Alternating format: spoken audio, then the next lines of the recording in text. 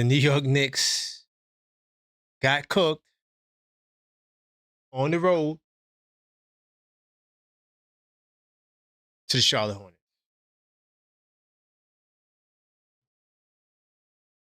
A lot of questions about this game. Now, we can't claim ignorance. We can't claim ignorance. Though there are many questions, we can't claim ignorance because I told you so. Did a video earlier today, and I gave all of my concerns about this game tonight. One of the things we talked about was the rebounding. Rebounding. The Knicks were a minus 22. Check that. 19, a minus 19 on the glass. How do you expect to win when you're the number one rebounding team in the last 10 games? You dominated the glass in the last 14 games, but tonight you're a minus 19. Some of the decision-making by the coaching, very questionable. And the Hornets gave you opportunities to come back. There's a lot on my mind tonight. Though I know a lot of the answers, there are many more questions. And we will discuss this tonight on Where There's Smoke, There's Fire.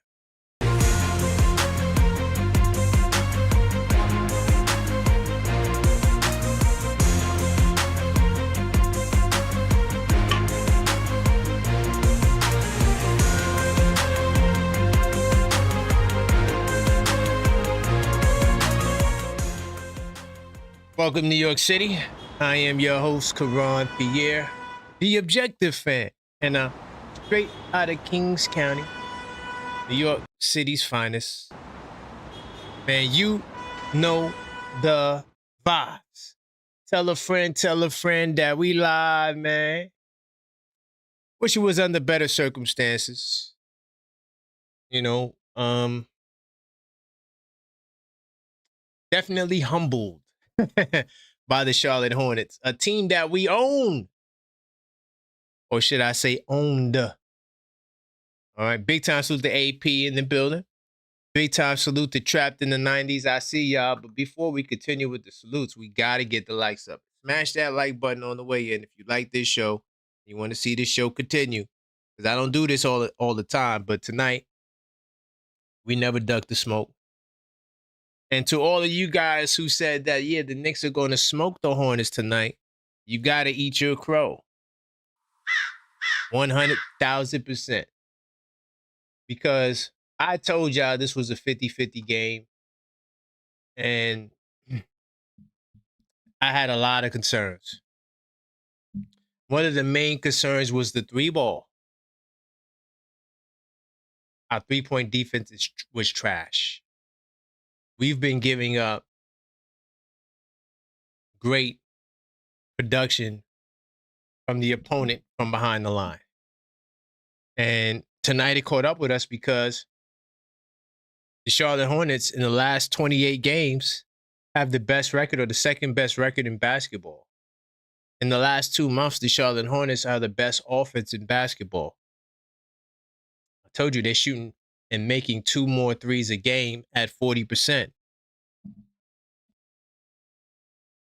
So while there are many things that confuses me, we cannot act like you didn't know that. You can't claim ignorance on that. So continue to smash that like button. By the way, also, I forgot to do this. You might as well subscribe because we know that in the last 28 days, well over 60+% of you guys are not subscribed. So you watch, so you might as well make it official. Even though we lost, it's all good. We'll be all right. But subscribe because we're on the road to 10K. And we have milestones. The first milestone is the 5K giveaway where we will give away this rookie Jalen Brunson trading card to one of our loyal subscribers. No emails, no phone numbers, All you have to do is subscribe. Bam, we're going to mail this to you. I'm kind of tight because I dropped the Stephen A clip today. I dropped the bomb on Stephen A, and now this loss happens. And now that's going to overshine my Stephen A take. The Stephen A take had nothing to do with the game. It just had everything to do with his nonsense. The Boston Celtics are in the building. Oh, God. I can't wait for the playoffs.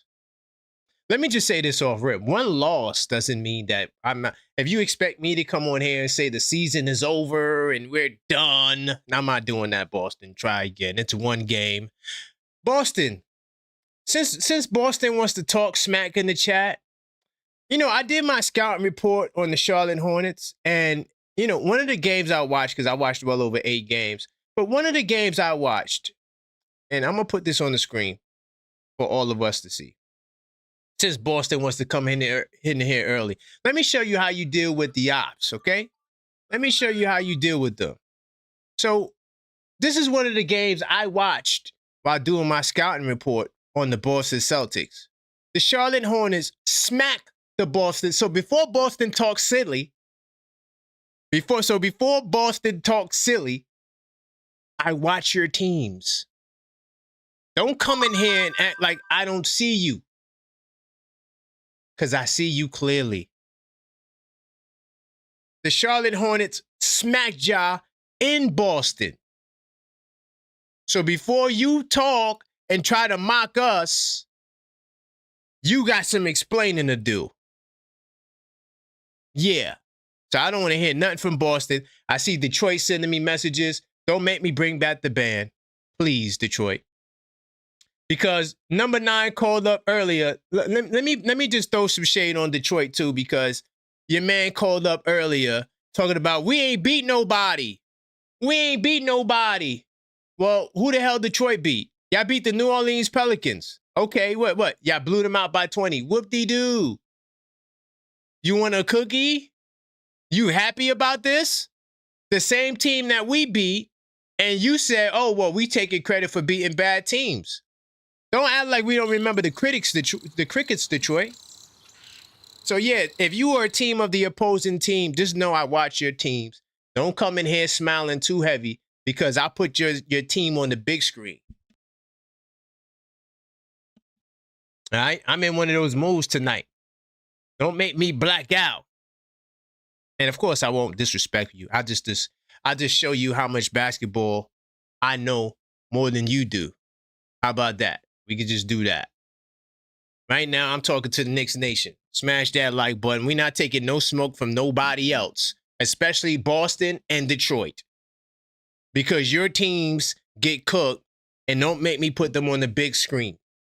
Let's not go there.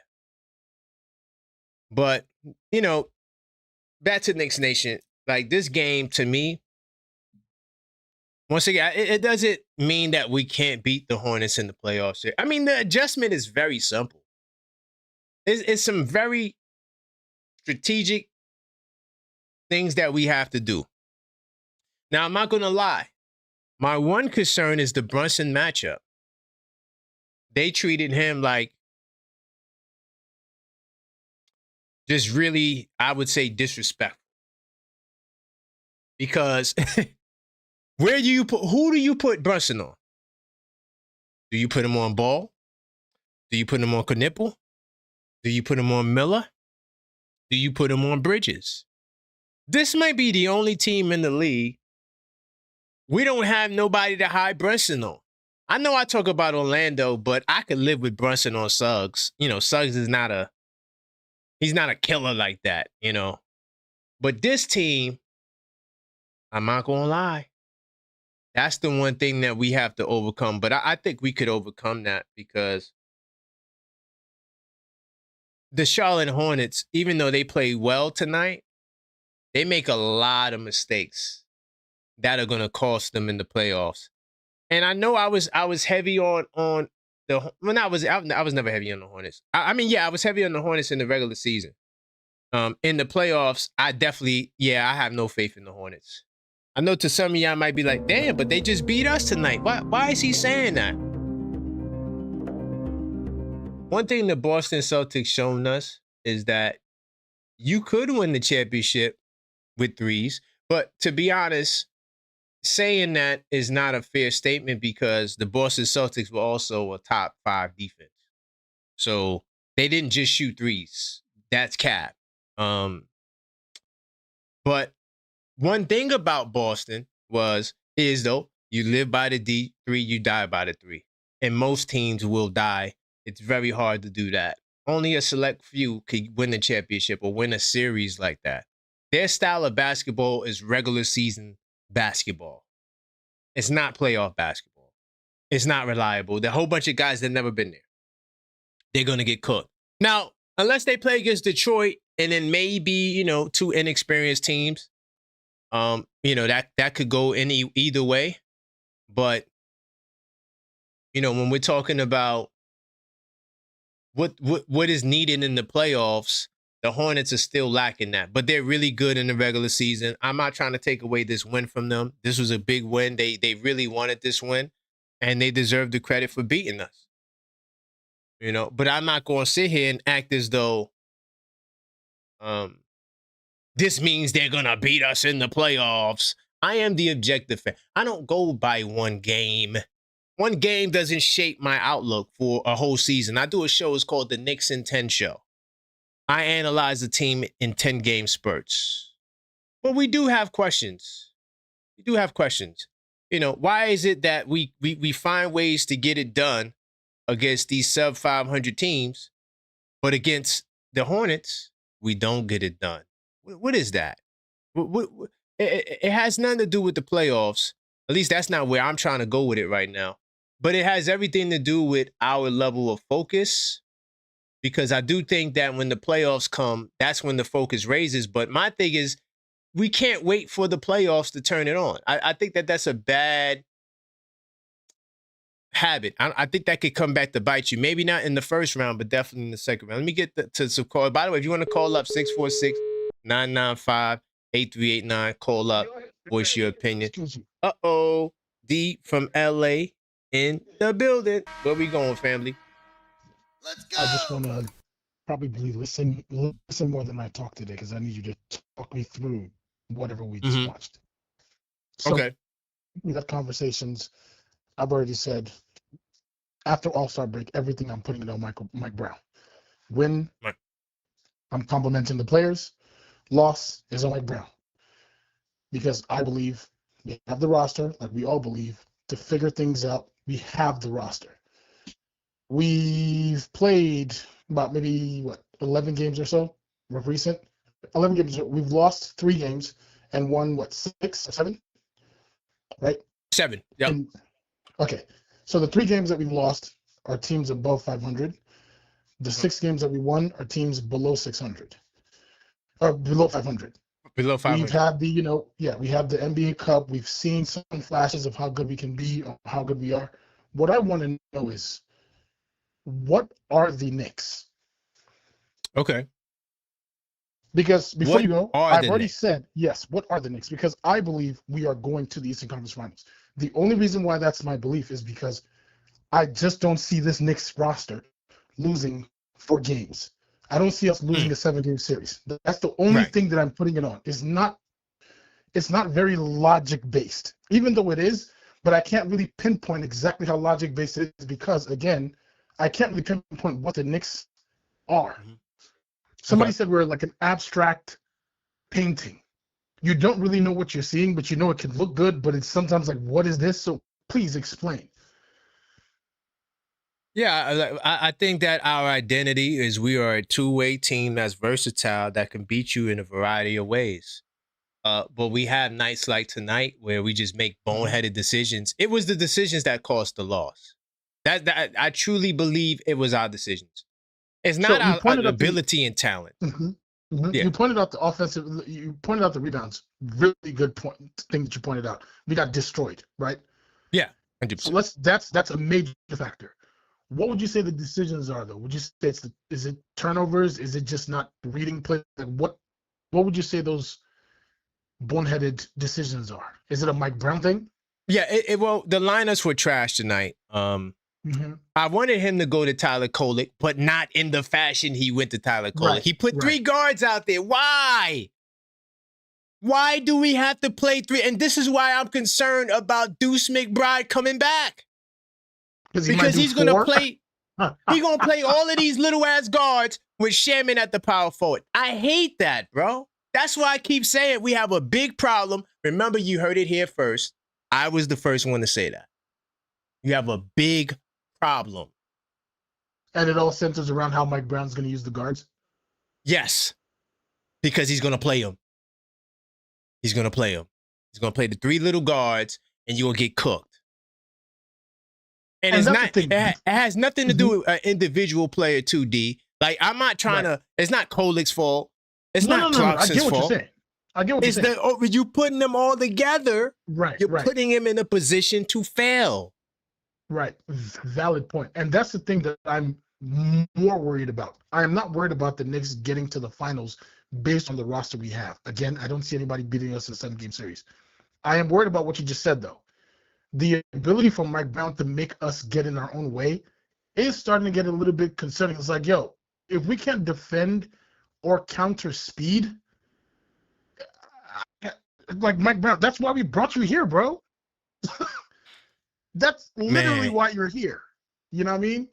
I just don't know what to think. Like, because the games that we have going on, the games that we have left, I'm not really going to learn much about the Knicks, I don't think. We don't have that many games left. But I'm still unable to pinpoint what this team is.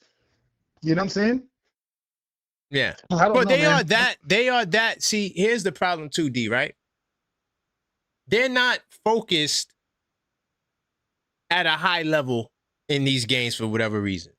Like, in the playoffs, this wouldn't happen. Right.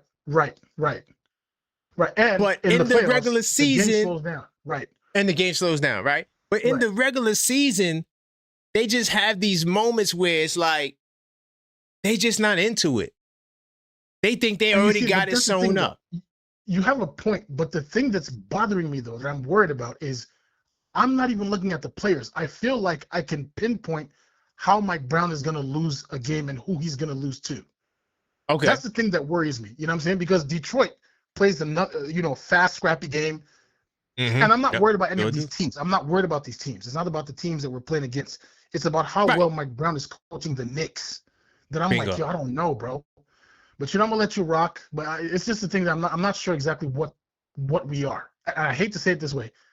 As much as I could not stand Tibbs' system, I at least knew what his system was. I don't know what Mike Brown is doing, but I'm gonna holler at you. Yeah, I hear you, man. Big time salute, D. I hear you. No, I get what you're saying. No doubt. I'm gonna piggyback on what he's saying, right? I think that's our identity. I think we're a two-way team that's versatile, that could beat you in a multitude of ways. Defensively, on the glass, we can score. We really don't have no real weaknesses out there, except the 3-ball recently. But overall, we were doing a good job on 3-point percentage.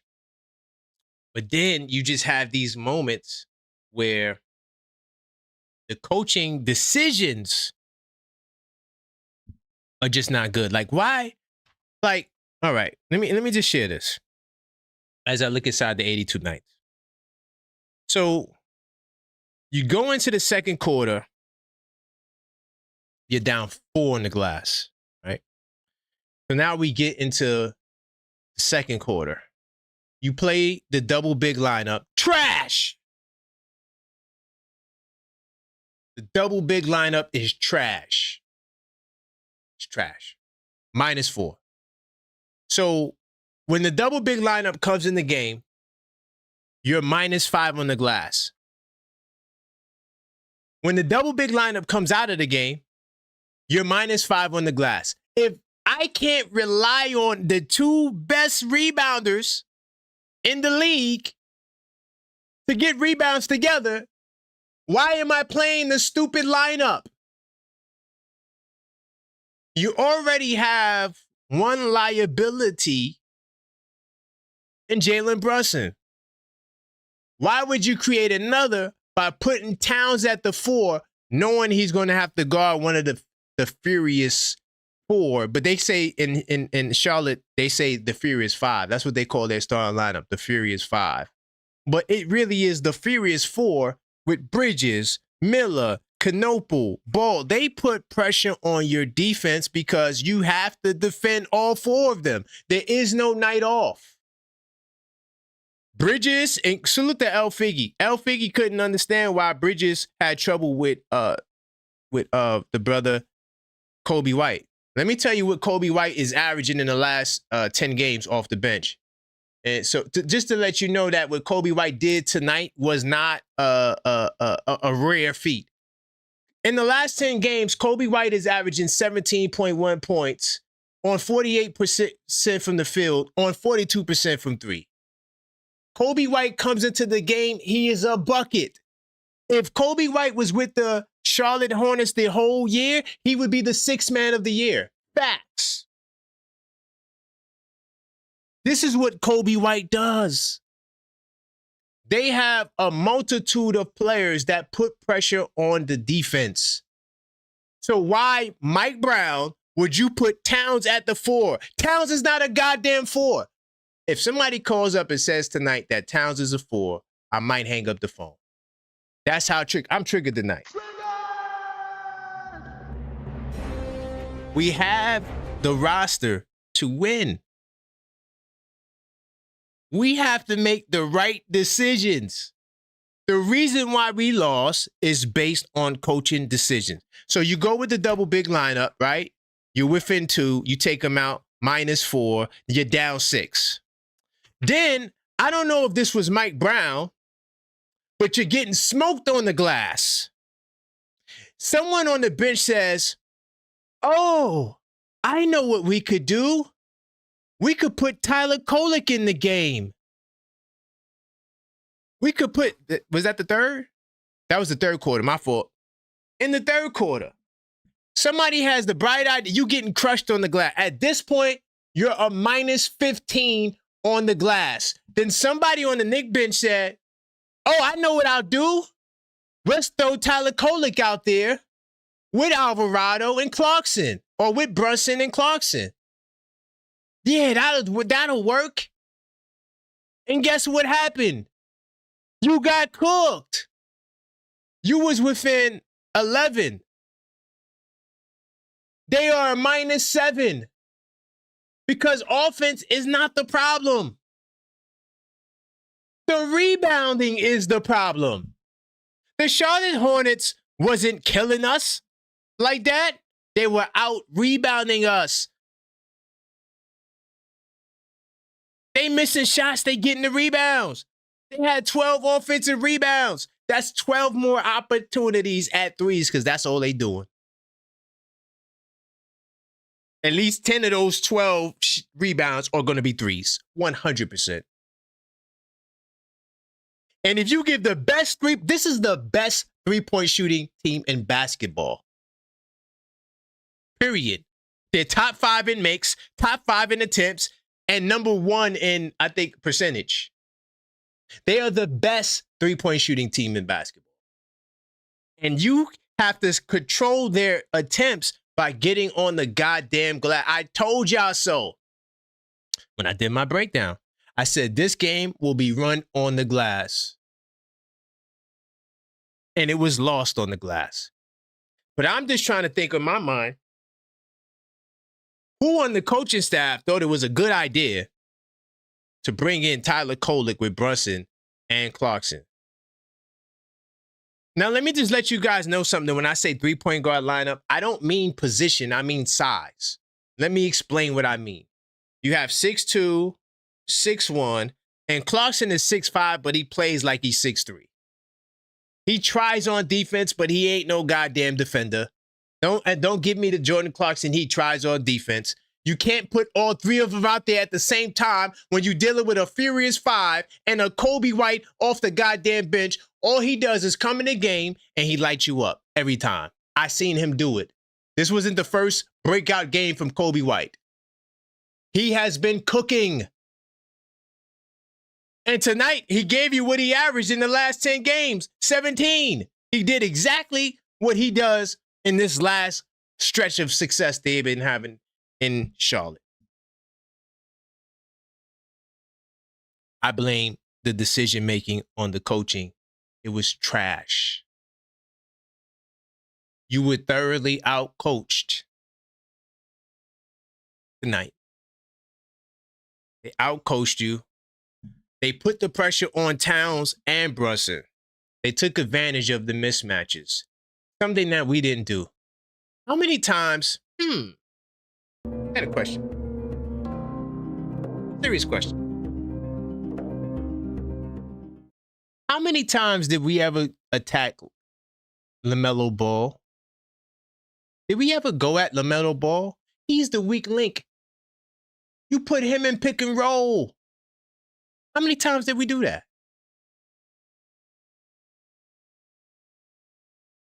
Yes, we could shoot. Okay. But you're getting in a shootout with a team that is number 1 in threes. We number 3. They number 1. And then to make it even worse, hold up. To make it even worse, this is another reason why in the third quarter I was sick. So we wind up winning the paint battle, right? We wind up winning the paint battle. Oh, yeah, sorry. Anyway, we wind up winning the paint battle, right? Thank God. But the Hornets don't really concern themselves with the paint. This is what they average. They average around 40, maybe 2 points in the paint in the last 10 games, around there, 42, 43 points. In the first half, the Charlotte Hornets had 30 points in the paint. I'm going crazy in my mind. And salute to the Knicks State Madness Discord server. They up in there talking about individual players. And in my mind, I'm like, y'all don't see this? 646-995-8389. Yeah. Oh, what's good, Moses? How you feeling, family? Yeah, I'm chilling, man. Yo, hey, man, tough game. Yeah, I'm tight we lost. They played like crap today. You understand? They did not come. They played like they didn't come to win. You know? Yep. So I'm like, yo, if you really want to get the second seed, why the hell you didn't win today's game? I have reasons, but it's still a mystery. What's the reasons? It's a lot. I've just went through a lot of them. Well, some of them I went through. Coaching was terrible. That's the number one reason we lost tonight. The coaching was trash. Yeah. Trash. Oh, yeah, man. Terrible decision. But hey, that's just one game. You can't win every game anyway, you know? Of course. I'm not saying the season's... I'm not like Stephen A. Smith's stupid self. Oh, the season is over. Oh, look. Yeah. They lost. It's a game. It's not the end of the world. Because the Hornets, even if they get in the postseason, they're not going to go far anyway. Because I don't think... Because remember, that even if they get the 8th seed, I think they still beat Detroit. You understand? That's what it looks like. But at the same time, you really think they're gonna beat us in the postseason? Come on, like no. And I don't think we're gonna face them in the postseason. So hell no. And guess what? They might end up facing Cleveland in the second round. You really think they're gonna beat Cleveland? No. At this point, I don't think they'll beat Detroit. If I can keep it real, I mean they got a shot, but I don't think they beat Detroit now. Without Cade. But I don't think they beat Detroit without Cade. How about that? I don't think so. Yeah. No. I don't see it. What? Man, we'll be all right, man. That's just one game. Yeah, it's one game. But at the same time, if we like again, like try to get the second seed, try to go to the finals. That's the plan. Stop. Bingo. You got to be locked and loaded, man. That's just the plan. That's just what it is. But hey. So why weren't we locked and loaded tonight? Yeah. Why weren't we locked and loaded? Just say it. I don't know. The coaching was trash. That's why we wasn't locked and loaded. They were not prepared tonight. Yeah. They were not prepared. Yeah. I mean, I didn't see the game because I was out, but you know. Oh, okay. You know, but that just goes to show, man. Like we got to figure things out, man. Miles McBride might be back. We got to figure shit out. Oh God, I feel like Miles McBride might make it worse, man. Not because of Miles McBride, but because of the coaching. Yeah. Coaching is trash. Yeah. But we'll see. We'll see. We'll But when see. the We'll see what postseason, happens. how you think we're going to do in the 10 postseason? seconds. Hey, hopefully we'll figure it out. I think that's when the focus will come in. But I appreciate you, Moses, man. Big time salute. All right. Yeah, I mean, I'm not saying that. I'm saying tonight the coaching was trash. Right? I'm not saying the season is over. Once again, I'm not Stephen A. Smith. I've been doing this a while now. I am the objective fan. I'm not gonna throw everything away. But the coaching does concern me because sometimes they just make stupid decisions. I just want to know. I want to know who said, yeah, let's put Kyler Kolek and Brunson on the floor. I just want to know who did that with Clarkson. I just want to know. I'm curious to know who came up with that idea. That was the worst idea of the night. You down 15 on the glass. I know. I'm going to put 3 small guards out there. Yeah. We're going to show them. Hold on, yeah. I see the calls coming in. If I miss your call, I'm going to get you back on the line. 646-995-8389. Uh-oh, Tugboat Taylor. No clock, Tugboat. Where we going, man? Man, I like your energy. Oh, thank you. I like your energy because the aggression is needed. What was going on tonight? What was going on? Coaching. So we had you harping on it. We had who we have? Jalen Brunson, Yes. Tyler Kolek, Yes. Josh Hart. Was it Yes. Jordan Clarkson? Jordan Clarkson. Yes. And Mitchell Robinson. Yes. And then the third quarter, when we're down by what? That is the most. Well, when they came in, it was 11, right? When they came in, it was 76-87. Right. Then they were a -7. We're down 18 going into the. Didn't I put it in the Discord? You did. I said what did I say? The game was over, right? And people was like, "No, it's not over." The game been over, bro. Listen. Y'all watch basketball. I see numbers. I already know. I saw the numbers. I told y'all. I saw the numbers at the bottom of the screen.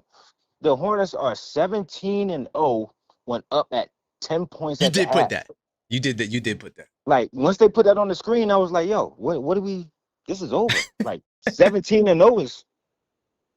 I mean, what are we asking for? Look, and also 18-3 at home when leading into the fourth. Crazy. Heavy odds, and we're 4-23 now, 4-24 when trailing going into the fourth. It's over. So who you putting this on? That's what I want to know. Who you putting this on? Mike Brown and his entire stat. No, I'm not doing that. I'm putting it on the collaboration. I'm putting Leon Rose in it too. Yeah, Leon Rose goes there. I know you're gonna be like, why you put Leon? Yeah, Leon is the one. Cue the music. Why are you putting Leon in there?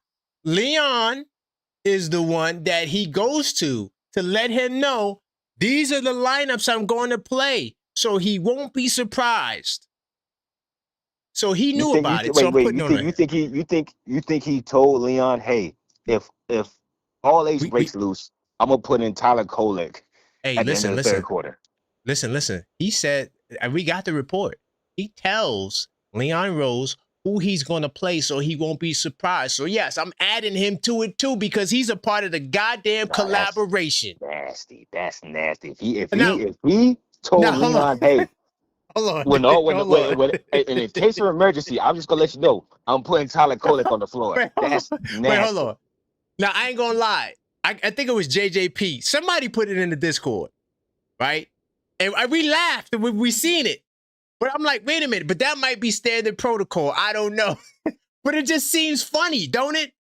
It just seems like weird that he has to go to the GM and say, hey, tonight I'm going to play Kolek and Clarkson. It's a bad idea. They know way more basketball than me. Brunson, listen. Hart, they know way Mitchell more Robinson. basketball than me. Listen. They know way more basketball than me. I know someone on that bench was like, oh my God. I know it. I promise you somebody said that. I guarantee you that was Mo Cheeks just sitting there in the back, just shaking his head like, yo, what is this? What is this? I know it. Yo, that was atrocious, man. And like I said before, like they killed us with speed. All right, cool. And like Khalil said, we got to get ahead of that. This whole reactionary coaching that Mike Brown has, we got to Oh get away from yes. it. I've been trying to tell you that from the jump. Mike Brown is not going to take us to where we want to go. He's a last minute hire. I've been telling you that from day one. He's a You last did minute say that. hire, and we Now treat hold him. on. Hold Okay. on. No, we got to do this. Remember, clock, so we could talk for a little while. Remember, clock tugboat, right? If Mike Brown gets fired or he's not the one, does Leon get fired? Is it time to get that man? Because he has to be on the goddamn hot seat because he said that our singular focus is to win a goddamn championship. So if Mike Brown fails, where does he get on the hot seat? Like I said That's before, what I want to know. I think this is Leon's biggest mistake that he's made since he's been here. He's made a lot of great moves. A lot of great moves. And I think the Mike Brown hire, ever since that happened, I was like, yo, wait, so we doing interviews for coaching and we don't even know we interviewing Don Staley? Like, what are we doing? Oh man. What Who's are the we Don doing? Staley though? I think Don would have did a better I job. would have took Don Staley over Mike Brown any day. I think Don would have been. Everybody was against it, but I was like, yo, I would take her over Mike You Brown. seen the movie any Eddie? day. Remember the movie Eddie back in the Exactly. day? Give me Whoopi. I Please give me guarantee she Whoopi. would have had that effect. 100%. Give me Whoopi. Everybody's on this whole, whatever they talking about. But I was like, yo, Don Staley is a better coach than Mike Brown. But long story short, this game was stupid. It was stupidly coached. And we got OKC next. So that's what I was saying to you before with the facade. I mean, that's what I was saying. Like Detroit #9, he wasn't lying in his call. We fell for the facade. Don't say that. Don't get him hyped. Don't get him hyped, please. I am because he called out the facade of that little run we had. I was like, yo, I agree 1,000% because that run we had was against a bunch of midgets. And everybody was like, oh no, we'll let everything slide. Shout out to Mikal, shout out to Brunson, shout out to, No, nobody shouted out Mikal. Nobody shouts out Mikal. Come on, why you gotta throw Mikal out there? He gets the rap. Stop. I'm defending my client. Stop. Nobody gives him credit. When you defending your client, were people calling in saying, hey, we need to give Mikal a break? I'm talking about the Discord. Forget before you even got to the call up. I'm talking about the trial. On the trial, where people calling in saying, yeah. Exactly. And I told you it was recency bias. They're going off of this little midget run we had. And I was like, yo, y'all not really seeing if we play somebody. If we play somebody, then you talk about the Mikal conversation. I'm not blaming this loss on Mikal. I'm not putting that in that. No, I know. I get your point. But what I'm saying is like, yo, that recency bias has to stop. We were playing a bunch of midgets. Now we're playing contenders, or we're playing playoff contenders. How do we act now? Could we win the next 2 games? OKC? Who's at the OKC? No, they lost to Boston though. To be fair, they did lose to Boston. Who's after OKC? Oh, Houston. We could beat them. Come on, dog. We getting at least one win. We're not going son. I don't see that. We get one of these wins. You would have said you would have had that same energy against Charlotte, but we saw. No, I didn't. No, Tugboat. You saw the show this morning. What was the name of my show? Was the name of my show we gonna smack the Charlotte Hornets, or should we be concerned about the Charlotte Hornets? We should be concerned. Okay, and I was with you on that because I told you Vegas had Charlotte against us. So I was like, yo, what is up with that? What does Vegas know that we don't know? No, I told you this is the only team since the last team we lost to to have a better net rating than us in like the last month. I was like, whoa, what is this? I'm looking at we got the best net rating. We got this. No, sir. They playing good basketball. I told y'all. I got a couple quick points. Yeah. Brunson goes off in the first quarter, and then what happens? Cat doesn't show up. What happened? Mitchell Robinson ain't getting the boards. What happened? And mind you, what's the center of Charlotte name? Diabate. He didn't get that many boards. So what happened? It was team. They rebounded as a team. That's the difference. We rely on 3 guys. They rebound as a team. And my other comment is, we held Knoepel down. I think I put it in there. We held him down one 3-pointer out of 13 threes in the first 2 games we played him. Now, if you want to look it up, different team.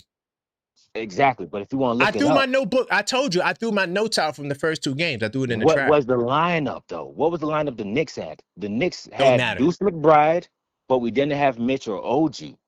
I think Oh, that's I see what weird. you're saying. I see what you're saying. The Yeah, lineups you think was better. we didn't have Mitch or OG the first 2 wins we had against them this season. Got you. Now we have Yep. Mitch and OG, who's supposed to be this defensive prowess, and they come in It got cooked. and we get cooked. That don't make sense to me. That's Man. on But look, Brown, man. it's definitely on Brown. Look, Tugboat, I appreciate you, man. I got a lot of calls. Yeah. But I ain't trying to take up too much. I hope you're not right about your Mike Brown point because that'll be bad for the Knicks. Seriously. We all right about Mike. It's not me. We are right about Mike Brown. No, I'm saying when you said that he can't take us to the promised land, that's going to be bad for the Knicks. That's what I'm talking about. He's not taking us to the promised land, man. Damn. I promise you that. He's not taking us to the promised land. I get.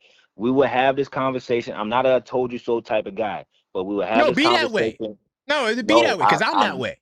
No, I'm not that way. I'm not a told you so type of guy, but we will have this conversation in round 2 of the playoffs when we lose to some nut ass shit because Mike Brown and his stupid rotation where he brings in Tyler Kolek in the last 3 minutes of the third quarter. I don't think he's gonna.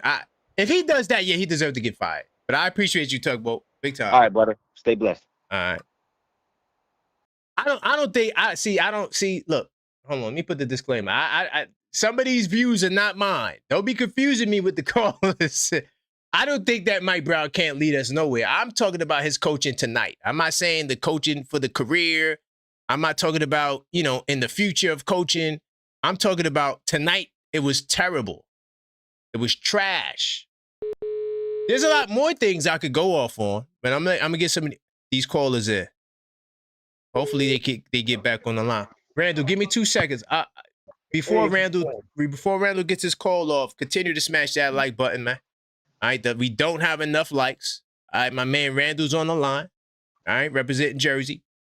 So continue to smash that like button so we can continue these calls. Big time salute to everybody in the chat. I see you, Figgy, in the building. All right. I see you. What's that? Case Crack. Big time salute. All right. But where we going, Randall? How you feeling, family? We talked about this. I'm not. Yep. I had a feeling about this game, I had a feeling, but I'm not surprised that they lost. It's how they lost. They got out hustled and out rebounded. How is that possible? Hey man, it happens. It do happen. It do happen. It happens. It do happen. That's fact. Because they didn't shoot the ball poorly from the perimeter or from the three. Offense was not I promise offense wasn't the problem. I swear to you, it really wasn't. It really wasn't. And the defense wasn't.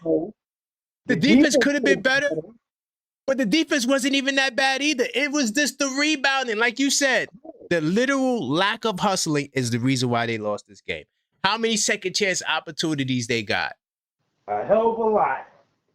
Bingo. If you rebound, you take away the lead. The lead is closer. And the Knicks rarely get out rebounded. I could give you the numbers on that. Hold on. Really quickly. But hey, keep talking. I'm gonna get the numbers on that. Yeah, they rarely get out rebounded. How did you feel about the rotations tonight? Did you think that the rotations were good? What was your thoughts on that? I was surprised Kolek came into the game in the third quarter. That surprised the hell out of me. We all were. And I was like, at first I was hyped. Then I saw the 3-point guard lineup. I almost wanted to throw up. That's when I said the game is over. We lost. It's over. It's done. It's over. By the way, the last time we was out rebounded, it was against the Houston Rockets on February 21st. Just to let everybody know. That's the last time we were out rebounded. And it probably wasn't by that many. No, we got cooked. It was -15, but we still won the game. Remember, because we had that it wasn't a fugazi comeback. It was a real comeback. Remember, we had to come back to win that. We were getting cooked the same way, but we just came back. Yeah, they were cooking us the same way on the glass. The problem with Houston is they don't got the explosion that Houston had. I mean, that the Hornets have, where they could get fast buckets. That's Houston. They play too slow and doofy. 10 seconds. Yep. But I do appreciate you, Randall. Big time salute. I'm not sure what happened to his line. Let's see. If I miss your call, I am calling. I know it's late, but hopefully you can answer. All right, 646-995-8389. What's going on, Mark from LI? Talk to me, family. Oh boy, tonight was rough. Oh, very rough. What was your thoughts? So there's a lot of reasons the Knicks lost today. It's not just one thing, but there's three things I kind of identified myself as kind of key to why they lost today, and one of them is the biggest one. Probably is the rebounding. The second thing, and the second thing is the Hornets wanted it more than the Knicks tonight. 100%.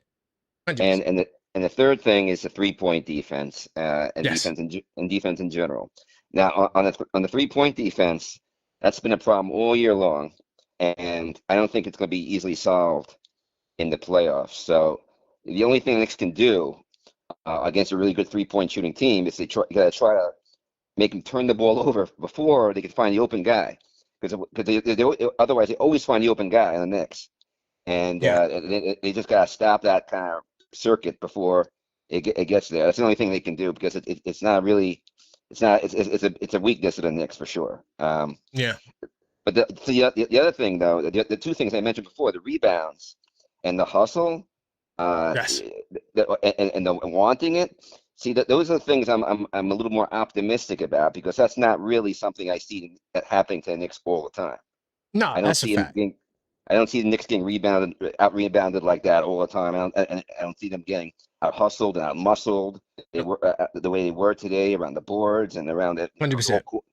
So that's why I'm thinking, like, okay, tonight was a bad loss, but in the playoffs, I think they're going to turn on to a higher level more than they do in some of these regular season games. Yes. And so I don't think a game like tonight is going to happen very often at all in the playoffs, and they're not going to get rebounded like this in the playoffs almost every game. So those are the reasons I think this is still more of an outlier game than something that's going to happen a lot in the playoffs, right. And that's why I'm a little more optimistic, even though I'm down about tonight. Yeah. No, I got you. Everything you're saying is fair. I feel the same way. That I'm not saying I'm not Stephen A. Smith with it. Oh, it's over. But you just want to see that focus, because I think that's the difference between a championship team and a team that's just a contender. They bring that focus every night. Why can't we channel and find something to get us going? Even though it's bored, we win 7 games in a row. It feels easy. We get complacent. We beat the Hornets all the time. See, those are the things that championship teams resolve. And that's why I'm asking the question. It's not about the loss. It's about what you said. Yeah, you'd like to see that focus every single game. And I don't know why they can't bring it every single game like that. Right. But I feel like these guys are not going to lose that focus so much in the play. I just feel like they're going to turn on. Maybe I'm being a little too hopeful about it, but I really do. I'm with you. Yeah. I'm with you, because we showed it on most nights. So and listen, if they beat OKC on Sunday, this loss is going to feel a lot better. So nobody's going to think about this loss. Yeah, trust me. Exactly. Yeah. Thank you, Mark. I appreciate you. All right, no problem. All right. Hey, Mark said something that was key, right? This is what I said. We can still win the next 2 games, right? I mean, it didn't happen yet. So don't be so doom and gloom where you're looking at the year. Like, let's keep our energy on tonight. Yes, we can say everything was trash tonight. Okay, let's keep it on the night. Let's not be so, oh, the season is over with it. You feel me? Hold on, this. I gotta get my man. Hold on, Khalil. I'm coming to you next, Khalil. Let me see if I get my brother in Brooklyn. 646-995-8389. Call up, voice your opinion. We are talking about this game. Are the Knicks pretenders or contenders? That's the question that we're answering tonight. Your call has. All right. Khalil, I'm getting you on the line.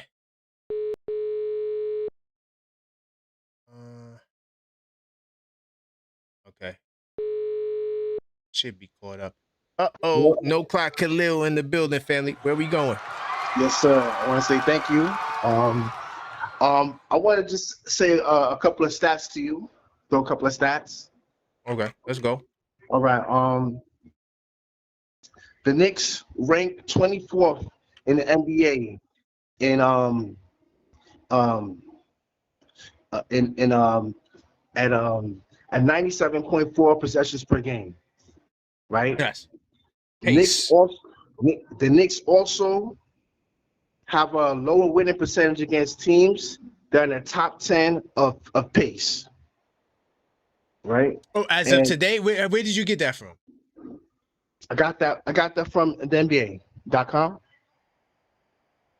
They say that they provided the record against the top teams in pace. No.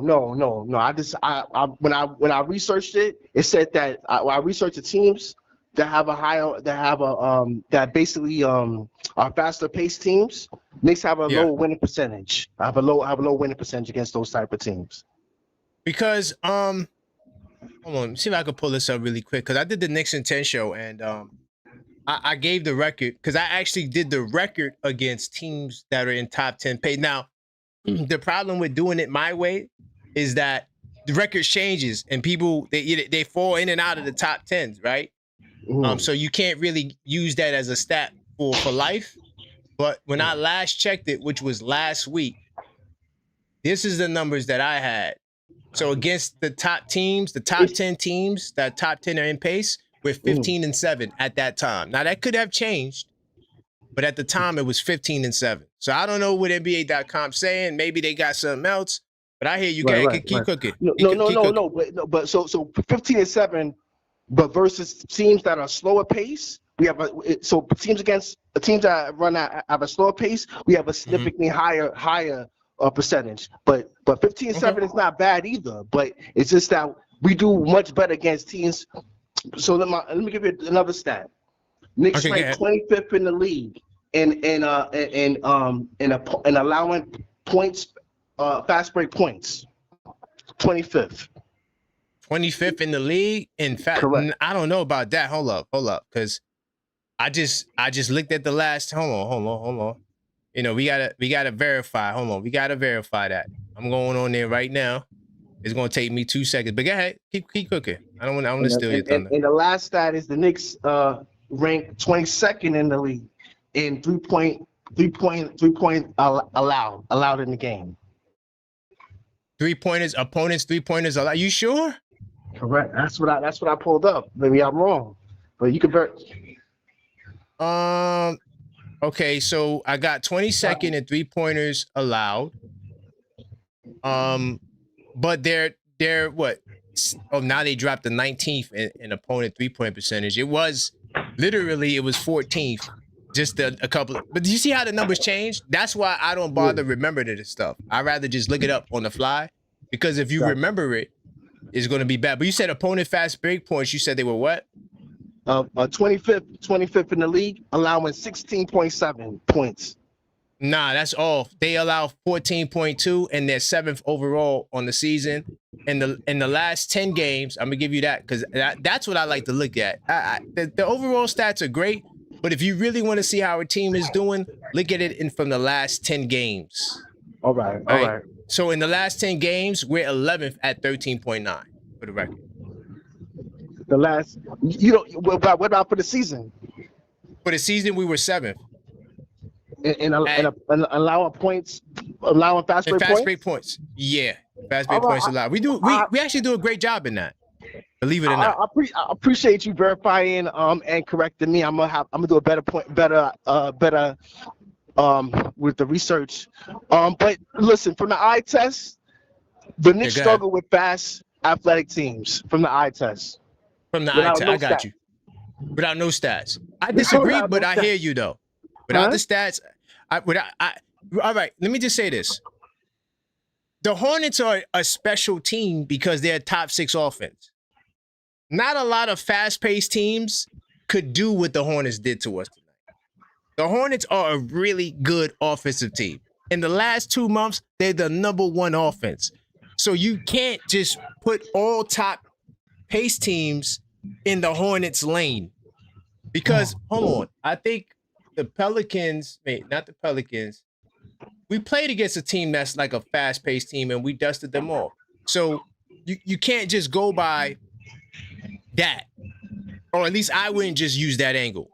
You feel me? Mm-hmm. Because not everybody can do what the Hornets did. It's other factors other than pace. But go ahead. I mean, we barely put off a victory against the Pelicans. And another thing too, really quickly. By the way, the Hornets are bottom in pace too. You know, they bottom 6 in. They don't play at a fast pace. For the record, that's what the stats say. But from the eyes, they're a faster paced team. No, let me explain it because I touched on this morning. Right. People, they need to change the name from pace to just possessions. I think it would be a lot better if they just called it possessions, so that way people could take away speed with pace. Because it's not that. It's just that you get multiple possessions. Part of the reason why they don't play at a fast pace is they rebound well on the offensive glass. They are a good offensive rebounding team. When you get offensive rebounds, it extends possessions. It doesn't create a new possession. Mm-hmm. So that's part of the reason why they're not a fast-paced team, but they do play fast. They do play fast. Got you. All right. Thank you for the clarification and the verification. Yeah, I'm sorry. You know what? Because I literally just looked at this. So that's why I'm like, wait a minute. I know I just looked at this because I did my scouting report. So I'm like, right. That's the only reason why I chimed in like that, because I literally just looked at it. Right. But like I said, I think they struggle against good ball movement, fast-paced teams, athletic teams. Look at the Brooklyn Nets game. Look at the Pelicans game, and now look at this game. Look at the Pacers. All these teams have something in common. They play faster. They shoot 3-pointers. They run fast break points. I mean, regardless of what and like I said, I think I called the other night. This is like a micro kryptonite for that the Knicks have to deal with. And I think when a person said in the Discord, they said you can't coach speed. You can't coach speed. You can't. No, you can't. You can't do that. So thank you for the call, man. Also, before you go, I just want to let you know Utah is number 2 in pace.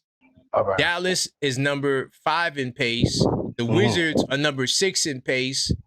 And the Pacers are number 8 in pace. So we played a lot of teams that are like, pace wise, according to the stat, that played fast paced possessions. We lost to Dallas. We lost to Dallas at the Garden. I remember that game. We lost to Dallas, yes. We did lose to Dallas. But I was just trying to give you, and the Pelicans are 11th in pace as well. Got you. And why do you think Towns only had 2-3 rebounds? Well, I think that they had the wrong game plan. Yeah. I think that they played the Charlotte the way they did the first 2 games.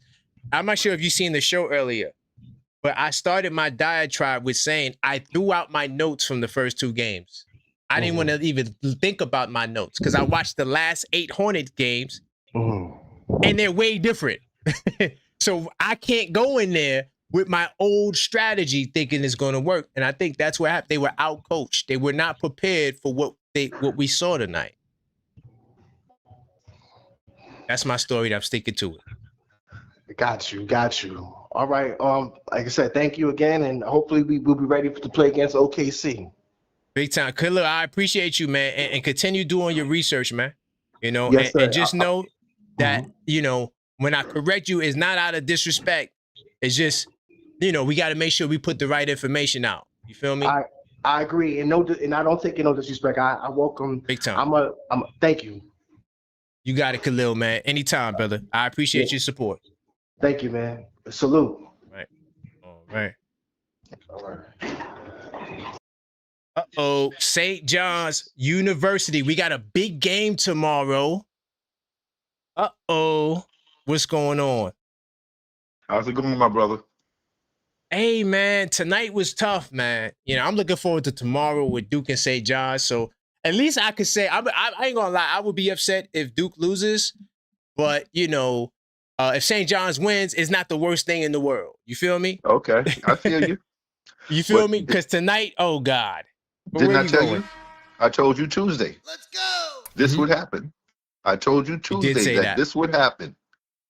I said if they look past Charlotte, they have an ass whipping coming. And that's exactly what they did, right? That's right. And like I said, their consistency is they cannot guard the 3-point line. Yeah, it's been a struggle. All of that about speed and this, that, and the other. All I look at is they had a 7-game winning streak. Right. How many of them teams was over 500? None. Okay. They were expected to win those games. But we made a big deal about it. And the only competitive team they really ran up against was Charlotte. And Charlotte's been waiting because you've seen who they've been beating. They beat Boston. They beat San Antonio. They beat OKC. They didn't beat San Antonio. They beat the Heat twice. Okay. They beat the Heat twice. And OKC. Charlotte was waiting. Because I live in Charlotte. I live in Charlotte. I call it Little New York. Oh, big time salute. Oh, okay. I got family out there, man. I got a lot of family in the entire North Carolina state. It seems like everybody migrates from New York down to Charlotte. Yeah, but that, and I got this family from the South because I'm from the South. I got a lot of family down there. There you go. But I told you this Tuesday night. I said if they slept on Charlotte, they had an ass whipping coming. What do you think about the coaching tonight? Mike Brown. Yeah, let's go. I'm gonna give the brother a chance. The brother won his 500 games in a short amount of time. But if I could see tonight, not his career. I'm not trying to take a dump on the man's career. Okay, I'm saying, if I could see this coming, how didn't he? Right. That's.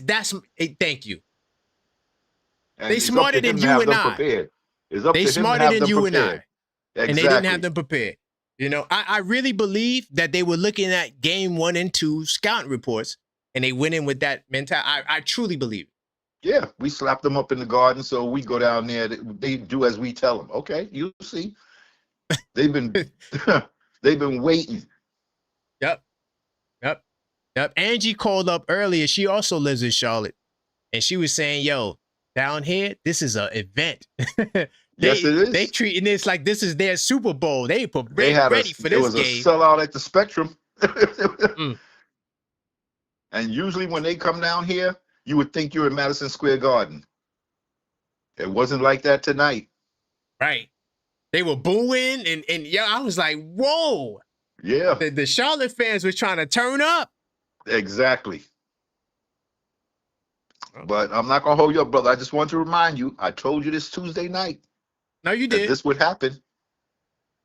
You definitely did. Okay. I appreciate you. Take care. All right. Salute. It's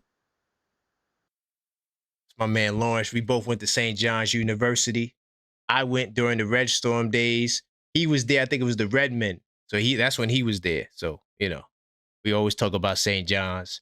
St. John's got a big game coming up. Let me see what other calls I missed. I called Gino back. Hold on, did I? Oh, yeah, I missed my man Sean call. Let me get my man Sean on the line as well.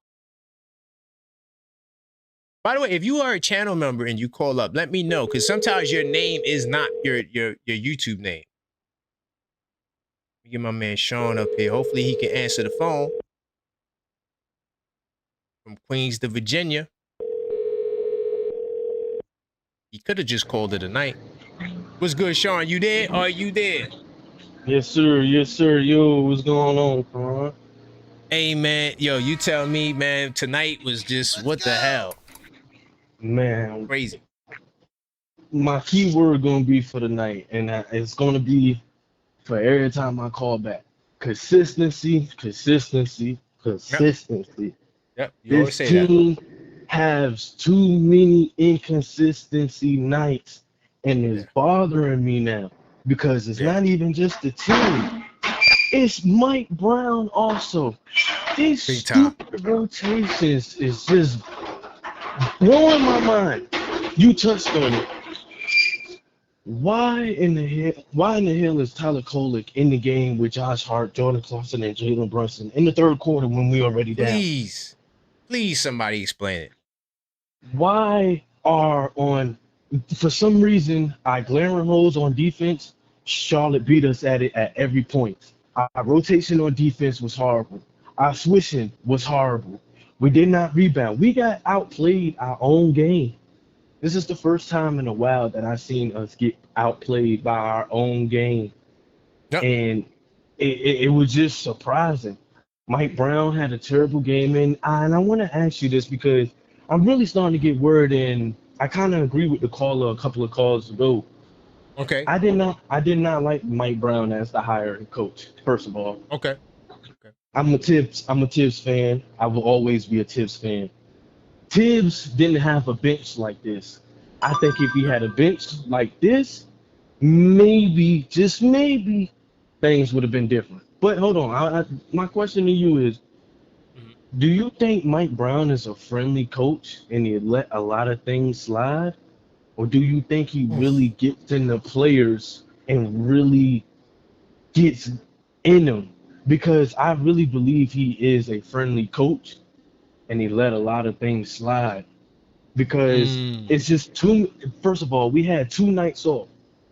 Was it 2? When we played Tuesday night, right? Yeah, we played Tuesday, just one night, but we got 2 nights for the next night, next year. Okay, yeah. So we had a day off, but it just too many inconsistent nights where we had a day off, either 2 days off or even 3 days off, where this team come out and just plays flat. Yep. What is also bothering me is Jalen Brunson is going off in the first quarter. Nobody else shows up. I've seen in the second quarter a couple of times Towns get switched on to Brandon Miller. He doesn't even put him in a post. He goes straight to the 3-point line. I'm like, what is going on? I hate that. It just looked like Cat was just out of order tonight. The only player that it looked like was trying to play tonight was Josh Hart to me. The only player. Yeah, Josh Hart was balling. Josh Hart's balling. Mikal showed up in the first quarter, and that was it. And then that was it.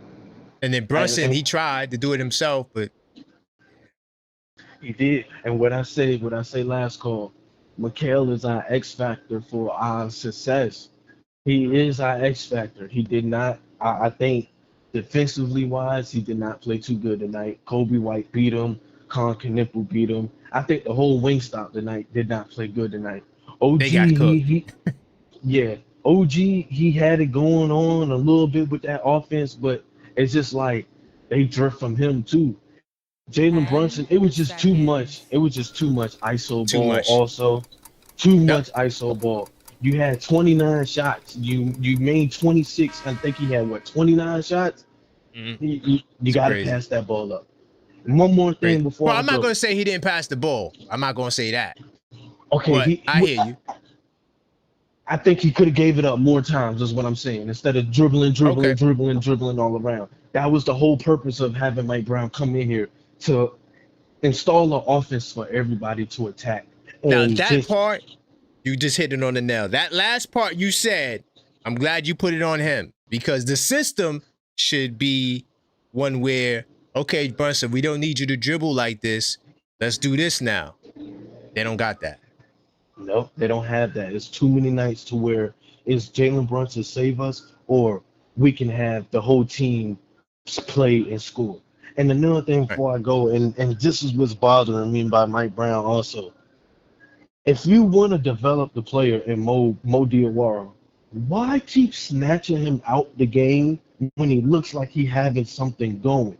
It's like Right. for some reason when he gets a little something going on, his shots is going, or he just looks a little confident on the floor. Mike Brown said, "All right, we getting you out of there," and then don't even play him the rest of the game. Yeah. Crazy.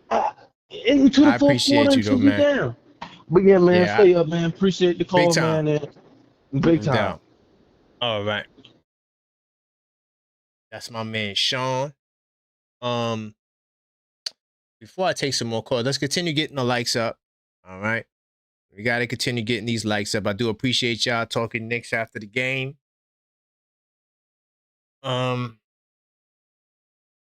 I happened to peek in the chat. OG kept us in the game, but what happened in the second half?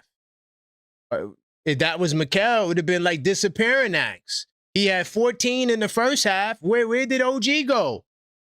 No one is immune from criticism. All right? No one is immune from criticism. Where did he go in the second half? Okay? Now, I'm not really trying to put all of this on players because realistically, they all shot well. Nobody had, to all the people that want to go in on my client, Mikal Bridges, he took 12 shots. He went 6 of 12. That's 50% from the field, and he shot 40% from 3. He scored the 14 points that we've been asking for him. What more do you want from my client? What more do you want? What more could Mikal have done? The issue is not the offense. The offense was fine. The issue is not even the defense that much. Yes, we had defensive issues. The issue was the rebounding. They had 43 rebounds and 12 offensive rebounds to our 24 rebounds and 5 offensive rebounds. Yes, that's why we lost the game. All right? And to all the people that said Brunson could have passed it more, he had 13 assists. Like, we got to watch what we're saying. Yeah, he took 23 shots, but the only problem was he was 0 for 6 from the three-point line. Outside of that, inside the arc, he was phenomenal. I don't want to make this about what one player could have did and didn't do, because we could go down the line and say, well, Towns started out in the first half. He had 2 points. Karl Anthony Towns going into the second half had 2 points, 1 rebound. All right. He finished the game with 13 points and 3 rebounds. This is supposed to be the best rebounder in basketball. I can go down the line. You want me to go down the line? What are we doing? Let's not just make it like it was one player. OG disappeared in the second half. I guess he just was dealing with too much defense. But listen, before I take some call, I do got to let you guys know about game night, the playoff edition. All right, it's out now, and the order period, it will be coming to an end soon. This is a special release for a special edition. All right, if you're serious about following the postseason, I created Game Night just for you. It's a playoff journal where you can track the bracket, write down your predictions, break down each series, capture the moments, and make the playoffs unforgettable. Don't just watch the playoffs, capture it. And you can grab your copy right now. The link is in the description and on the screen. Linktree/TheObjectiveFan. By the way, if you're a troll, well, I don't want to just say troll. If you are a fan from another team, you could also buy this journal. This is not a New York journal. This is for anybody who's a fan of basketball. All you have to do is go to the Linktree Linktree/TheObjectiveFan. It's on sale, right? Free shipping, and it'll arrive to your door right before the playoffs begin. Okay? So go order yours now and expand your basketball mind beyond the horizon. And I look forward to seeing you guys inside the 82 Nights Club. All right? And continue getting them likes up. I do got to call. Somebody sent in a donation. This guy is not a Knicks fan. I'm supposed to be doing a debate with him. So I got to get this brother on the line. All right? He is the Bronzeville Spurs fan. All right? Let's see if he's available. Uh-oh. Bronzeville Spurs fan. Where are we going? How you doing, my brother? I know you're trying to call in and gloat, Not at but do all. remember that we dusted y'all off. So just make sure your energy is a little proper because I'm taking off phase tonight. Where we going? I just have a couple points. Nothing much. The first one is, of course, I was calling to talk about how tonight's game paid homage to the great Larry Johnson and Alonzo Mourning Hornet teams. It just was nostalgic, just looking at this game. What a beautiful thing to see. But I did want to talk about Mikel's Bridges stance. Brother, it's gonna be hard to have him as a client, man. You're gonna need to resurrect Johnny Cochran for this guy. What did he do wrong tonight? Besides getting cooked by Kobe White at times, his shooting was good tonight. Listen, Johnny Cochran, if the contract don't fit, you must have quit. We don't need one night. You guys don't need one night. You need a full season, man. That guy's getting paid top dollar. He needs to perform. But do you know who I am, right? You know who I am, right? You know my rebuttal's going to be sick. I don't think you can align him with his salary. I'm going to tell you, the contract doesn't kick in until next year. So he's playing on a $25 million salary. So, yeah, try again. The contract don't kick in until next year. So you got to wait till next year to kick my clients back in. So now what? The reality is the NBA contract is guaranteed. He could break his leg. It don't start this year. It starts next year. Regardless, this year he's getting paid $25 million. Right, but he can break his leg today. That contract is already signed. It's guaranteed. He can break his leg today, and he'll get paid for the next 6 years, 4 years, whatever. Yeah, well, there's a good chance that my client may be in another team next year. So, and if that happens, he won't be my client no more. But go ahead. He won't be my client no more. But I do need the Knicks' help. You guys are playing there. You talking about the Thunders? Yes. Y'all ain't catching them. Come on, yes. you know y'all ain't about that life. Come on, let's work together here. You're not about that life, though. You're not catching them. Listen, I need you guys to play well. Here's the reality. I think the Knicks match up well with the Thunder, top 6. After that, forget about it. But your first, I think we match up with the Spurs. We don't want to go there. I mean, listen. Look. I know we got the debate. I know. And we're going to set it up. It's apples and oranges. I don't even want to. The Knicks, I mean, we just smoked the Hornets by like 90. That's the Hornets, but y'all didn't smoke us. I mean, you're talking one game. I told you it was a trap game. And then why was Wemby a strong safety? We are 1-1 for the season. But why is he? No, we're 2-1 because we won the cup. Anyway, why is Wemby a strong safety? Why is he a strong safety? Because he can do that. Okay. All right. And you think that's going to work against us? We don't need to do that against y'all. That they do that against us. We're 1-1. You're acting like the Knicks. You acting like we treated. You act like the Knicks treated us like we treated the Thunder. Hold on, Brownsville. Do you realize that you got a lucky win the second game? Y'all had to score like 40 points in the fourth quarter to win. You forgot that? Did you forget how that first game went? Do you remember how the cup game went? I know how the cup game went. We cooked y'all. Wemby's grandmother passed. Oh God! All right. So I mean, hold on, really quick. I'm gonna let you go. But I just want to say to the people, me and this brother, we gonna set up a debate, and we gonna talk this Knicks Spurs stuff, just to let y'all know it's coming. I'm siding with your Knicks fans for one game. I mean, I got you. You want us to win against them, okay? Yeah, I'm just saying. But what are your thoughts on how do you think that I'm interested to hear just exactly how you line up and. If I could, can I give you a vote of confidence in that game? Could I give you some confidence for us? Because you need us to win, right? I need a lot of confidence for y'all after tonight. But I mean, I think that they're going to be focused for that game. I think they're going to be focused. I'm actually happy the Hornets beat y'all because maybe y'all bounce back with a little vengeance. Because bingo. I mean, it looked because if we would have beat the Hornets tonight, we would have got smacked against the OKC.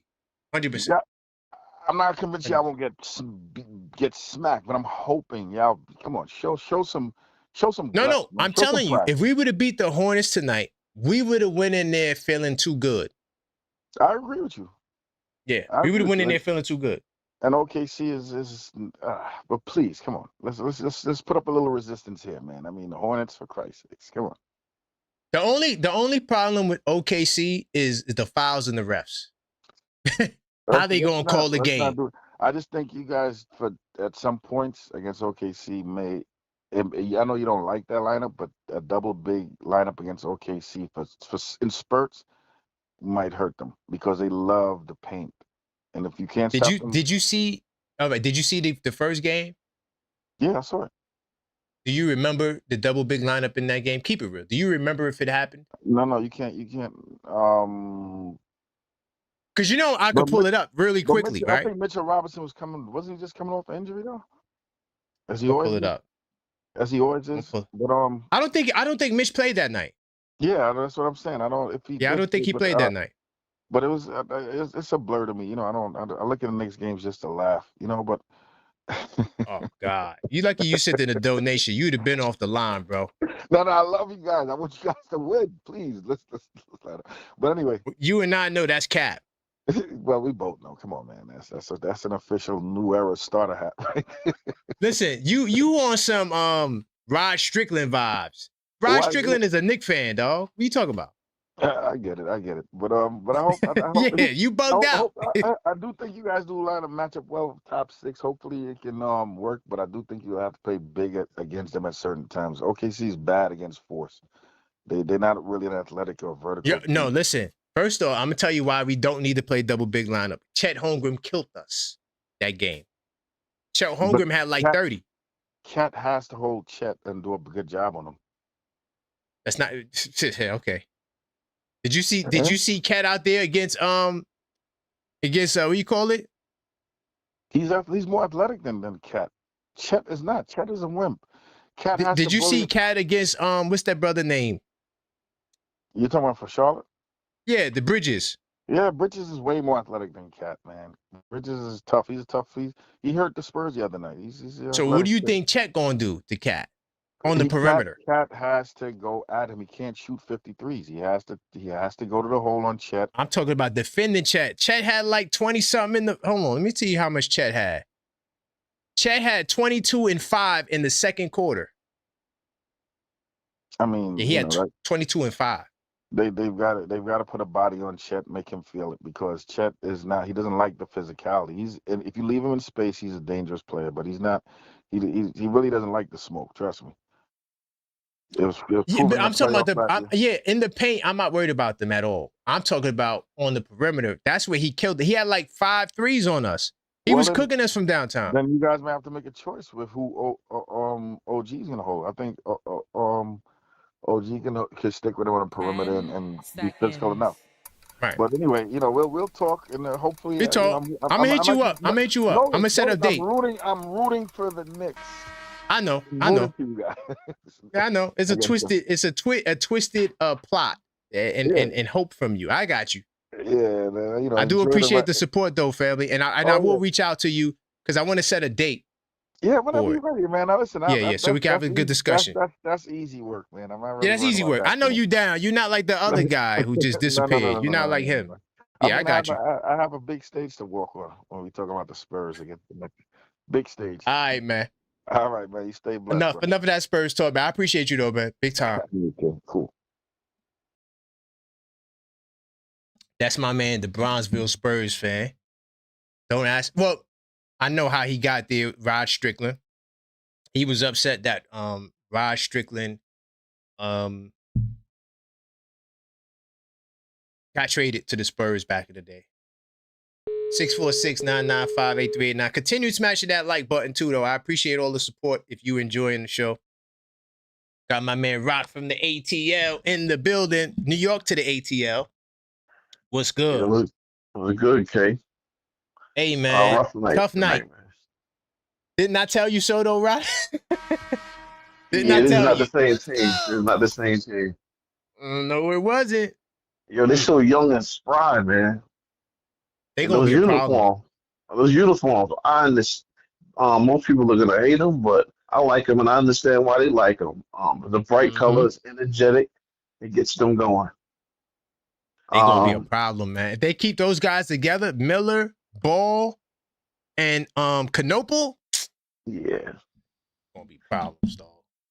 I hear everybody complaining about everybody, but I'm not sad in the sense that Captain had his thing going, and Okay. to me it shows a lot when we not on our game, we still hanging around, and we still able to come back in the end That's true. and show that we're a threat.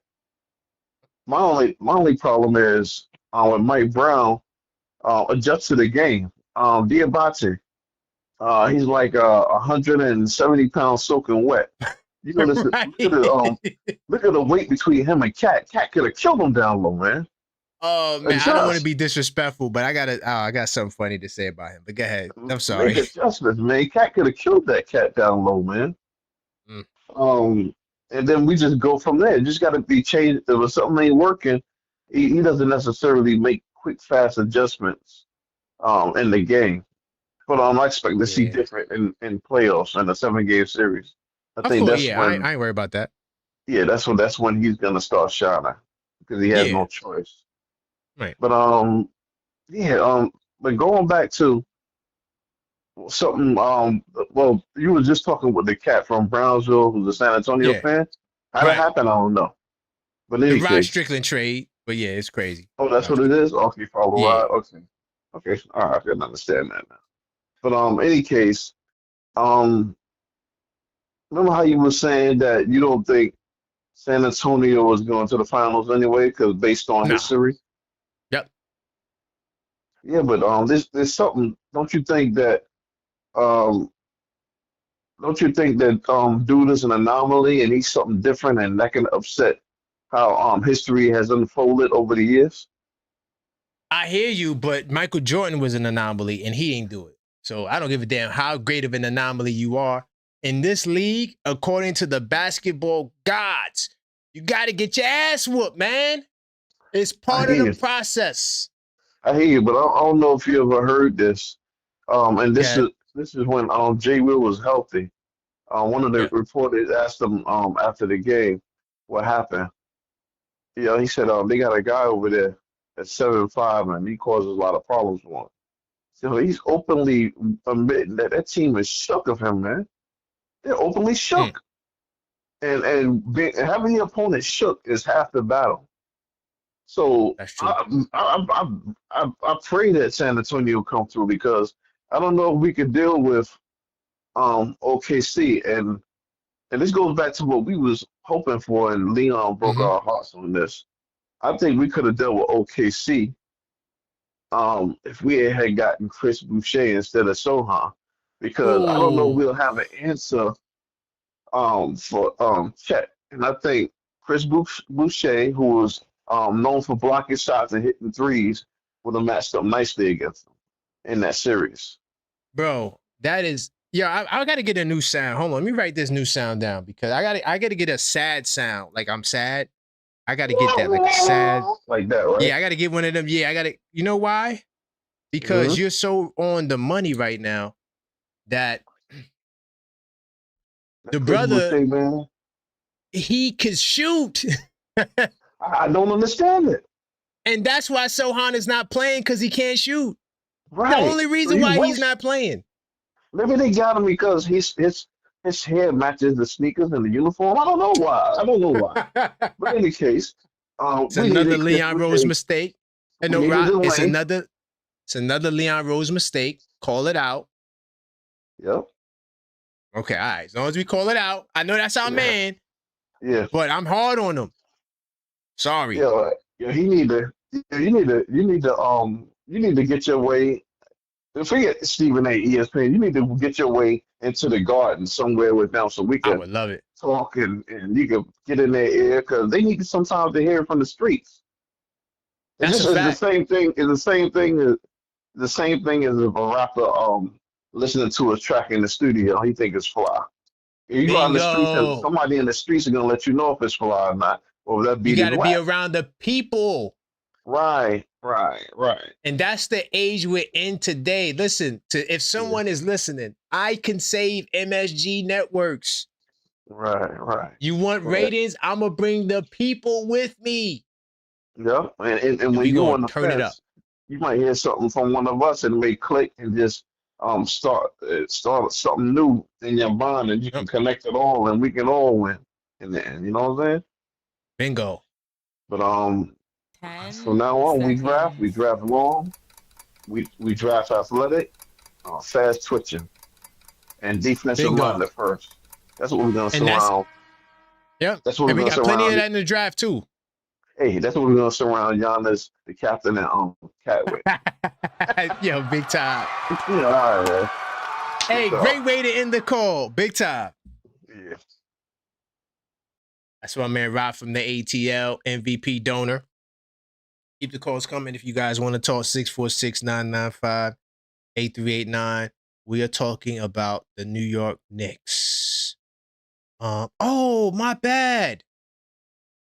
I'm sorry, L Figgy. My fault. Hopefully you can answer. I'm sorry. Damn, I missed mad calls. Hopefully she could get on the line. 646-995-8389. Hello, Figgy? What's up? What's up, Karan? What's up? My That's the fault. Knicks fans. I didn't realize you was in the queue. My fault, Figgy. How you feeling? I mean, look, man, I had a feeling this was going to be a trap game. I had this premonition it was going to be like this tonight when, like you said, when Angie called up earlier, what did she say? And I also, funny enough, too, I have a friend of mine living in Charlotte who was at the game tonight, sitting they were sitting a couple of rows back. They got on the local TV for Charlotte, and they were sitting a couple of rows back from the Knicks bench. Right. And Cat not playing too many minutes. That wasn't by mistake. And it wasn't because he was struggling in the first quarter. Rumor around the campfire is they're saving him for the OKC game a little bit. His knees are starting to bother him a little bit, and they might be saving him for OKC. And okay, it would have been a good game for Mitch to show up a little more, maybe. Right. Jose Alvarado, man, once Deuce comes back, my friend, you are never going to see the light of day. I hear you. I'm the same way, Figgy. I just don't want to see all them little guards out there. I don't give a damn who it is. Just don't play them all together. Please. I beg of you, Mike Brown. No, and not against a physical team like the one we had today. And just actually, I also wanted to. One of the reasons I called because Khalil was with us in the Discord during the game. Yes. And he was cracking me up. He was putting some funny stuff in there. And some of the things he was saying, I understand what he means by pushing pace. He's not meaning fast. He's not meaning fast pace. And to kind of piggyback off what you were telling him, what you're telling him is possessions, like when they're getting, when they're beating us on the offensive board and they're beating us on the glass. It's not necessarily that they're running up the court like the Pacers or the Magic or one of these other teams or the Wizards, that are, they're always running up the court quick. And that kind of puts us at a little bit of a disadvantage because that's just not our game. Jalen doesn't do that. But every time when you're killing us on the glass, man, what happens is, so whoever has possession of the ball at that point, when you have guys that are just jumping out of nowhere, getting those rebounds, getting second and third shots at the ball, that kills your offensive momentum, because defense is the harder side of the ball. That's the side of the ball you're going to exert more energy on. That's why possibly OG didn't have a great game tonight. This is why Mitch didn't maybe have a great game tonight, because when you have to exert that much energy, waving your hands around, that's just the harder side of the ball. It's just known. If anybody out there has ever played, it's just the harder side of the ball. And when these guys are getting the second, third, sometimes some of those fourth chime, it's no wonder they outscored us. Again, another thing that we're missing, and I don't want to downplay this, and I'm not saying he's the reason we lost tonight, but when we have a team that's shooting, and this is something that we struggle with all the time, the three-point shooting. Teams that have these role players, all of a sudden, these guys are having career nights against us at the three-point line. We just don't defend it well. The one guy on our team, Karan, that usually defends off ball for us, that kind of moves around, is Landry Shamet. And he hasn't been here for a minute. And so I think we're missing Landry Shamet a little more than we would like. Now, do other guys have to pick up the slack when he's not out there? This would have been a beautiful game for Jordan Clarkson to shine in that position, No, you're right. You right on that. And I think Shamit not being there is a blow. And honestly though, Figgy, I think the rebounding hurt us too because they got so many second chance opportunities at the three ball, and they splashing that thing out there, and you know they gonna hit it when they get that second opportunity. So yeah, having Shaman out there would have definitely helped. Even Deuce. Yes. And look, man, I'm looking at the box score. Cat, 13 points, 3 rebounds. That's crazy. Carl Anthony Towns is not going to do that during the playoffs. Mitchell No, Robinson, 4 points, 6 rebounds. Mm. That's not going to happen in the playoffs. Josh Hart, 7 rebounds. That's not going to happen in the playoffs. We know this. Yeah, right. I hear you. I'm with you. And even like just for the rest of the season, I don't see it happen. Tonight was just a night, like you said, maybe they would just focus on OKC. Yeah, man. But So listen. I do appreciate you, Figgy. Appreciate you, Karan, with these Nick at Night calls. These are great. Yes. They're keeping the community fed.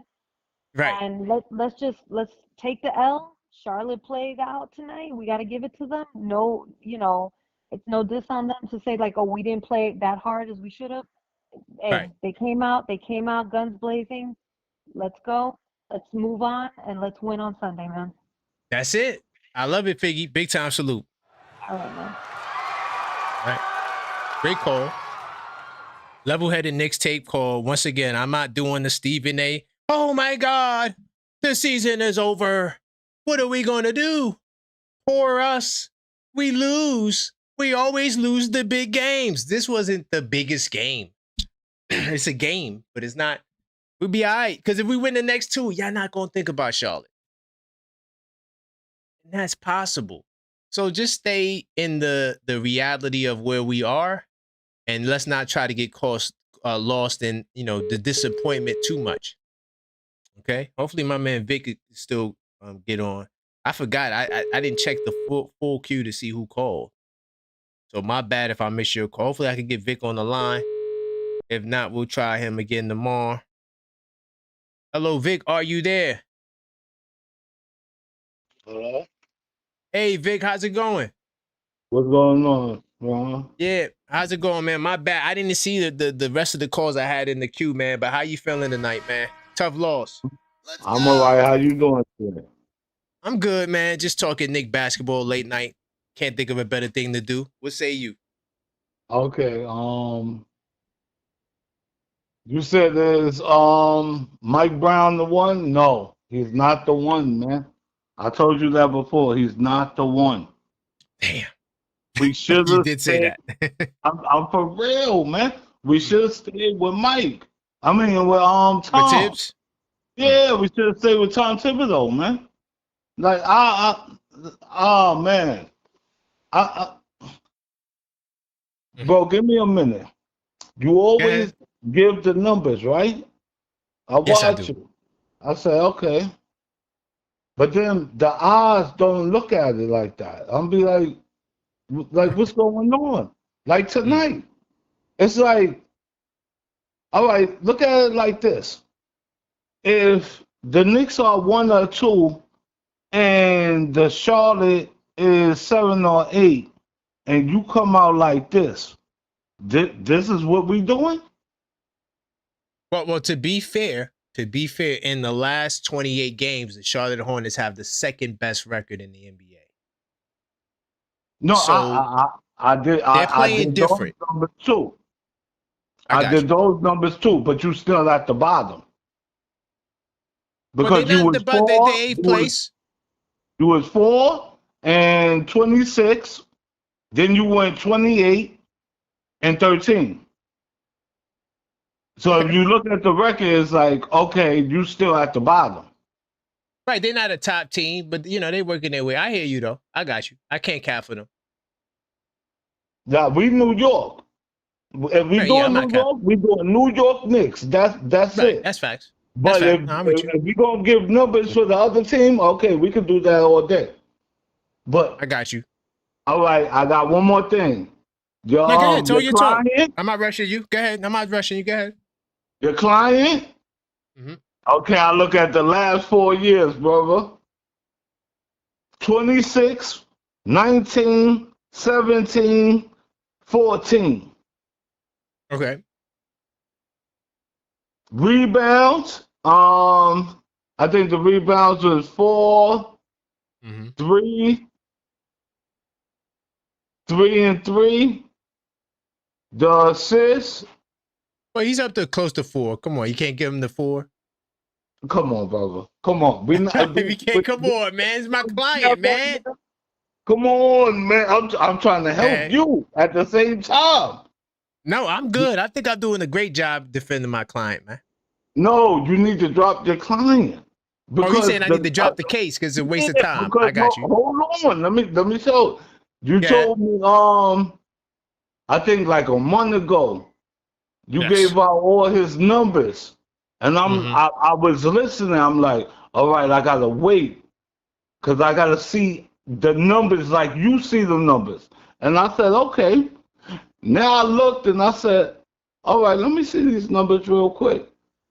Okay, then he put the minutes to it. Right. Nah, that's not making no sense to me. Your man is going down. He's a liability, dog. So could I respond really quickly? All right. So you brought up the 26 and the 19. That was with a different team. He had a different role. He was the number 1 guy, then kind of like the number 1, number 2 guy. Would you say on New York that his role differs from Brooklyn? I would think it's a little the same, but he's not getting the shots. Nah, his role is different. So on this team, he is a 4th option. He is not supposed to get 20 points. And this is why did you watch my court cases? Day 1 and day 2? No, I didn't. I ain't gonna lie. You got to see. You got to watch it, man. It's fire. Day 1, you got to watch it. It's a great look. We ain't got I know college. I'm not sure if you watch college, but we don't got no games. If you go back and you watch day 1 and day 2 of the Mikal Bridges trial, I guarantee to open your mind up. Guarantee. Because I can't explain it all right now. It'll be too much. But I guarantee it'll blow your mind if you go watch it. But all I'm gonna say right now is that the role is different. And Josh Hart said something to Stephen A. The whole back and forth, which I covered this morning, was that Mikal Bridges is doing what he's asked to do. So what you think he should do is different from what they're asking him to do. Well, okay. Now we're going to your next question for tonight.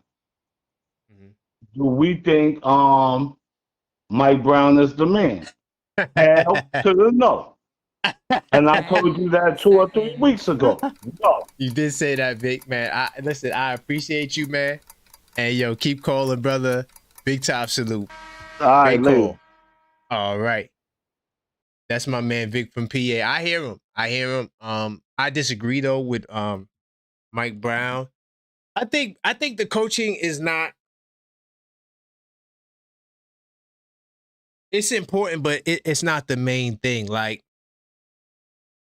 the player is what wins the championship in this league. We've seen many great coaches not win any championships, or really good coaches not win any championships. And then we've seen some coaches like, that won a championship with a star player. So for me, coaching is always going to be secondary because the coach is going to look as good as the stars. Like, the perfect example would be the Indiana Pacers with what's the guy name? Drawing a blank. Rick Carlisle. A lot of people say he's a great coach, but Indiana, they're trash. Why is that? Because they don't have the talent. We did get somebody who was triggered. By the way, if you're new to the show, one of the rules is we have a callback rule. So if you call up one time, everybody gets the first 3 minutes. and then you could call back by sending in a donation. So somebody just did that. My man Tugboat Taylor. He's OKF Nation Plus, so he's Mr. No Clock. Let's get this brother back on the line. 646-995-8389. We talking about the Knicks. Where we going? Tugboat Taylor. What's up, man? No, I had checked out a little bit. I just want to know, did anybody touch on the missing Mitchell Robinson lobs? The ones you saying the ones he missed, or you saying what we saying? We're saying the ones that he had that just don't get thrown to him. The infinite amount of Mitchell Robinson lobs that is like, why are we not doing that? Oh, so why we're not throwing enough lobs to Mitch? Is that what you're saying? Yes. Well, I did show. Did I do a show on that? I got a clip talking about this. The main reason why Mitchell Robinson doesn't get lobs is him. He doesn't dive hard enough on screens. That's now, crazy. To his credit, he's been doing a better job since post All-Star break. But he still doesn't. For sure. Yeah, it's definitely been an increase in his availability. Yeah, no, he's been increases to all. I give him that, but he still doesn't roll like that. No, that's crazy, bro. You don't dive hard. You don't. All right. So when you watch tonight's game, you didn't see, because I mean, even J-Tap talked on it too. You didn't see the infinite amount of availability that Mitch had in the lob availability. No, I didn't see an infinite amount. I did see him catch two though. He definitely caught two not the ones he lobs. caught. The ones that were there, and it's just like, yo, why are you not giving it to him? I didn't see that much more where it's like, oh my God, he would have had 20. He might have caught one or two more. I mean, where are we going? Like, Mitch is not a scoring threat. He's not. But he can. He's a liability. That's the same thing. What's the liability? I'm sorry. You said that Mitch can be a scoring threat? Yeah, all right. You're cueing the music on me. What about Mitch? What about what about Mitch? It makes him a scoring threat. I need to hear about it. That he could dunk the ball. Everybody could dunk the ball. There's not a 7-footer in the league that can't dunk. So where we going? I just want you to rewatch the game then and just see that Mitch was available on a lot of lobs. And it's just like, I ain't gonna put my boy JB under the bus. I hate doing that because JB's my guy. But there's so many opportunities where he could just throw it up in the air. And Mitch is ready for it. You don't see that? No, I don't. That's crazy. No, I don't. You know why? Because, like I said, usually he doesn't make himself a good target. And also, Jalen Brunson is blitzed a lot when he sets the screen. Did y'all notice that? Are we talking pick and roll? Yes, that's what I'm talking about. It ain't even gotta be pick and roll. It's gotta be when JB is being blitzed and he's going to the cup. Now I don't know if it's a height thing, because that's the other thing I'm kind of giving benefit of doubt on, is like maybe JB's height, he can't see what we see from the camera angle, that Mitch is taking his steps in advantage for a lob, and all you gotta do is just throw it up there. And it's right there. I don't know about that, because not even Jose he don't get lobs from the other guards like that. So it's not about Brunson. Wait, what? He don't get lobs like that from the other guards. He doesn't. All right, my bad. Who is Mitch getting lobs from? Nobody like that. All right, when Mitch gets like that. When Mitch gets a lob, who's it from? Brunson. You for real, Brunson man? throws a lot. Yeah, Brunson throws most of his lobs. Clarkson don't throw Mitch lobs. Sometimes. Don't throw libs. Did Clarkson throw a lob tonight? First off, how often do you see Jordan Clarkson throwing the lob? Come on, we can't let game. I would definitely say, if we're talking recency bias, Clarkson is looking for a Mitch on the lob. What are you talking about? Well, if you're talking about a couple of games recently, I'm talking about for the year. Like, Brunson is the one that... If we're playing it for the year, then... That's what I'm saying. Did Clarkson even play for the year? Right. That's what I'm saying. So you can't use Clarkson if Clarkson isn't even playing. When Clarkson's on the court, they're looking for the Mitch lob. All of our secondary guards Oh, looking for the Mitch lob. Brunson Well, is never Brunson looking threw for it. two.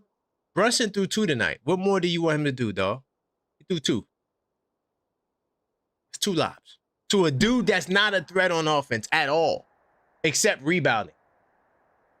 That's it. But can I ask you a question? Was Mitch an offensive rebounding threat tonight? Mitch was not offensive. Mitch was not a rebounding threat tonight. Okay. Right. Not even offensive or defensive. He wasn't a Right. rebounding threat tonight. But Mitch was definitely available on a lot of lobs. And you've seen it. You've seen it. You even seen it in Discord. We all saying like, yo, once he caught a couple, we're like, yo, just spam that. Get it, keep it going. I saw Mitch have a lot of rebounds in his hand too that got taken out of his hand. I saw that as well. I saw that too. No, I saw that too. That threw me off. That threw me off. I ain't gonna lie to you. That threw me off. I'm like, damn, this is the blotness monster. They just Yeah, but and who was doing that though? Who was doing that to him? Because it wasn't like I said, it wasn't the It wasn't center. Diabate, right? Yeah, who was that doing that to him? Was it It was everybody. Look, let me show you how they rebound. They gang rebound. Everybody. Mikal Bridges had 5. I'm not Mikal, sorry. Miles Bridges had 5. Diabate had 5. Miller had 8. Ball had 5. Knoble had 11. Yes. They gang rebound. Miller the killer, bro. Shout out to Miller, bro. I'm telling you, they rebound as a team. That's why. Right. That's how they do it. Everybody rebounds on their team. Fair enough. Well, how about this then? I mean, I'm gonna go on the next subject real quick. What do you think you need to do to beat OKC? Oh man, it's very simple but very hard to do. You can't turn over the ball. If you turn over the ball, you're cooked. Yeah. And the second thing, rebound. You have to control the possessions. That double big, I ain't gonna lie to you, that double big killed us tonight. Trash. It was trash. They proved. I'm not talking about the individual. Listen, Turbo, really quickly, because people think when I say trash, I don't say individual players are trash. I never do that. I do team and organization. That's how I do. So together the lineup is trash. No, Towns and Mitch are not trash, but together it's trash. It is. That was crazy tonight because I just knew. I was like, yo, tonight the double big is gonna prove you wrong because they're so small body. You know, like you said, they're what, $180 soaking wet. Yeah, he's like 205 pounds, the center. Yeah, and we still couldn't pull off the double big. But like I said, what do you think is going on with Towns? I don't know if you spoke on that either. Well, just saw him arguing with the refs. This game. I saw him argue with the refs a lot more than he was in recent times. And sometimes he would get into the battle with the referees. Yeah, he's known. And that would always throw him off. Oh, every time. Mm-hmm. Anytime he overly talks to the refs, he then starts to play to try to prove a point. Yep. And then he starts hooking. He starts doing all this nonsense. Bingo. Yeah. Oh, you didn't call that? So let me see if you're going to call this. And now we're getting into these mind games. We're getting into these mind games that are pointless. Just play your goddamn game. You're the best shooter big man in history. He's not, though. I'm taking that away from him. I'm taking that away from him. Look at Towns shooting this whole season. He's not the best big man is shooting in the league anymore. We got to take that away. Well, if you're talking about this year, then no. I'm talking about his career. His career. It's like Steph Curry is the best point guard in NBA history to me, but this year I wouldn't say that. No. Curry, you get the difference? I see what you're saying, but Curry's on the bench, bro. Like, I mean, what do you want from the man? No, I'm just saying, even if he was there, he's not the best point guard right now. He's not. Not this year. I'm sorry. I love Steph. Who do you have? Who's the best point guard? I mean, do we have to just look at the two guys in the Western Conference? One of them is like 6'8", and the other is... Come on. Let's go. All right. You're right. I'll put Brunson ahead of Curry right now. Yeah, I'm going there. Yeah, I went there. Hold on. You going there. Yeah, cue the music, because Brunson, I love Brunson. Brunson is my favorite Knick of all. I mean, I ain't gonna lie. Brunson is like top 3 Knicks for me. I just need him to get that chip so he can be number 1. But of course.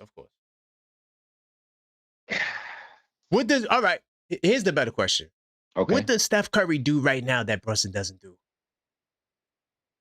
Really think about that. I'm not gonna talk about Curry right now because I'm he's talking on about the this year. bench. No, not career. This year.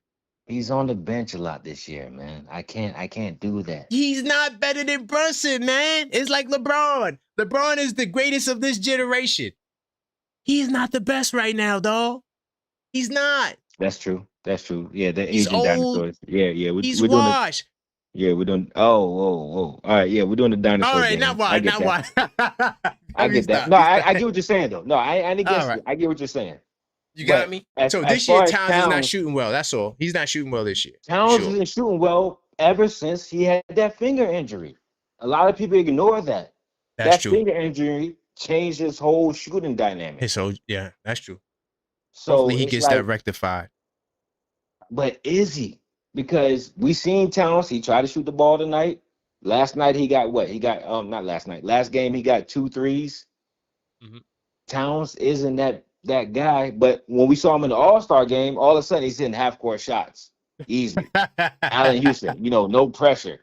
I knew Allen Houston had the man. shot. I'll follow up with the half-court shot. We'll close the deal.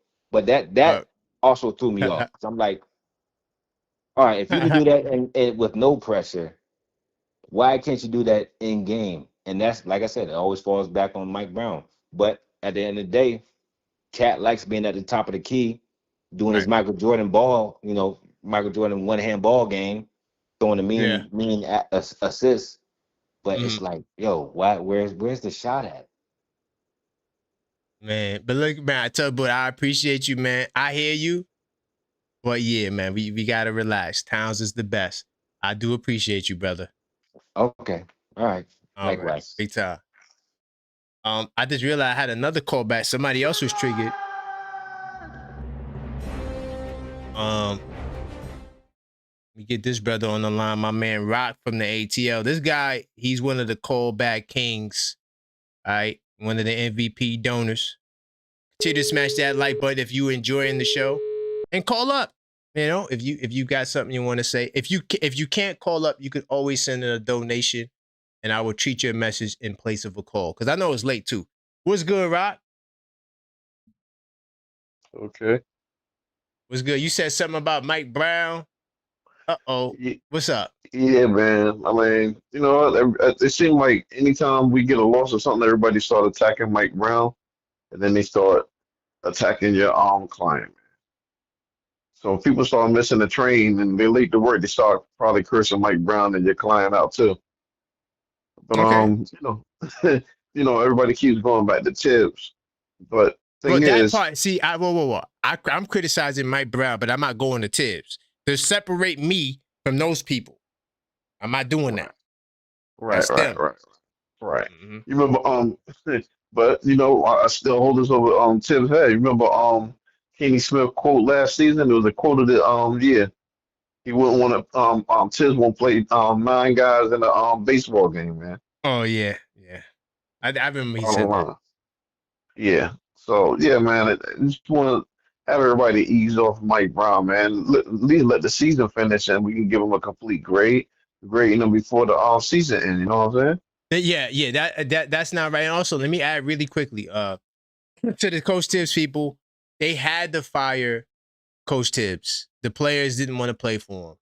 He had beef with Worldwide West and the rest of the front office.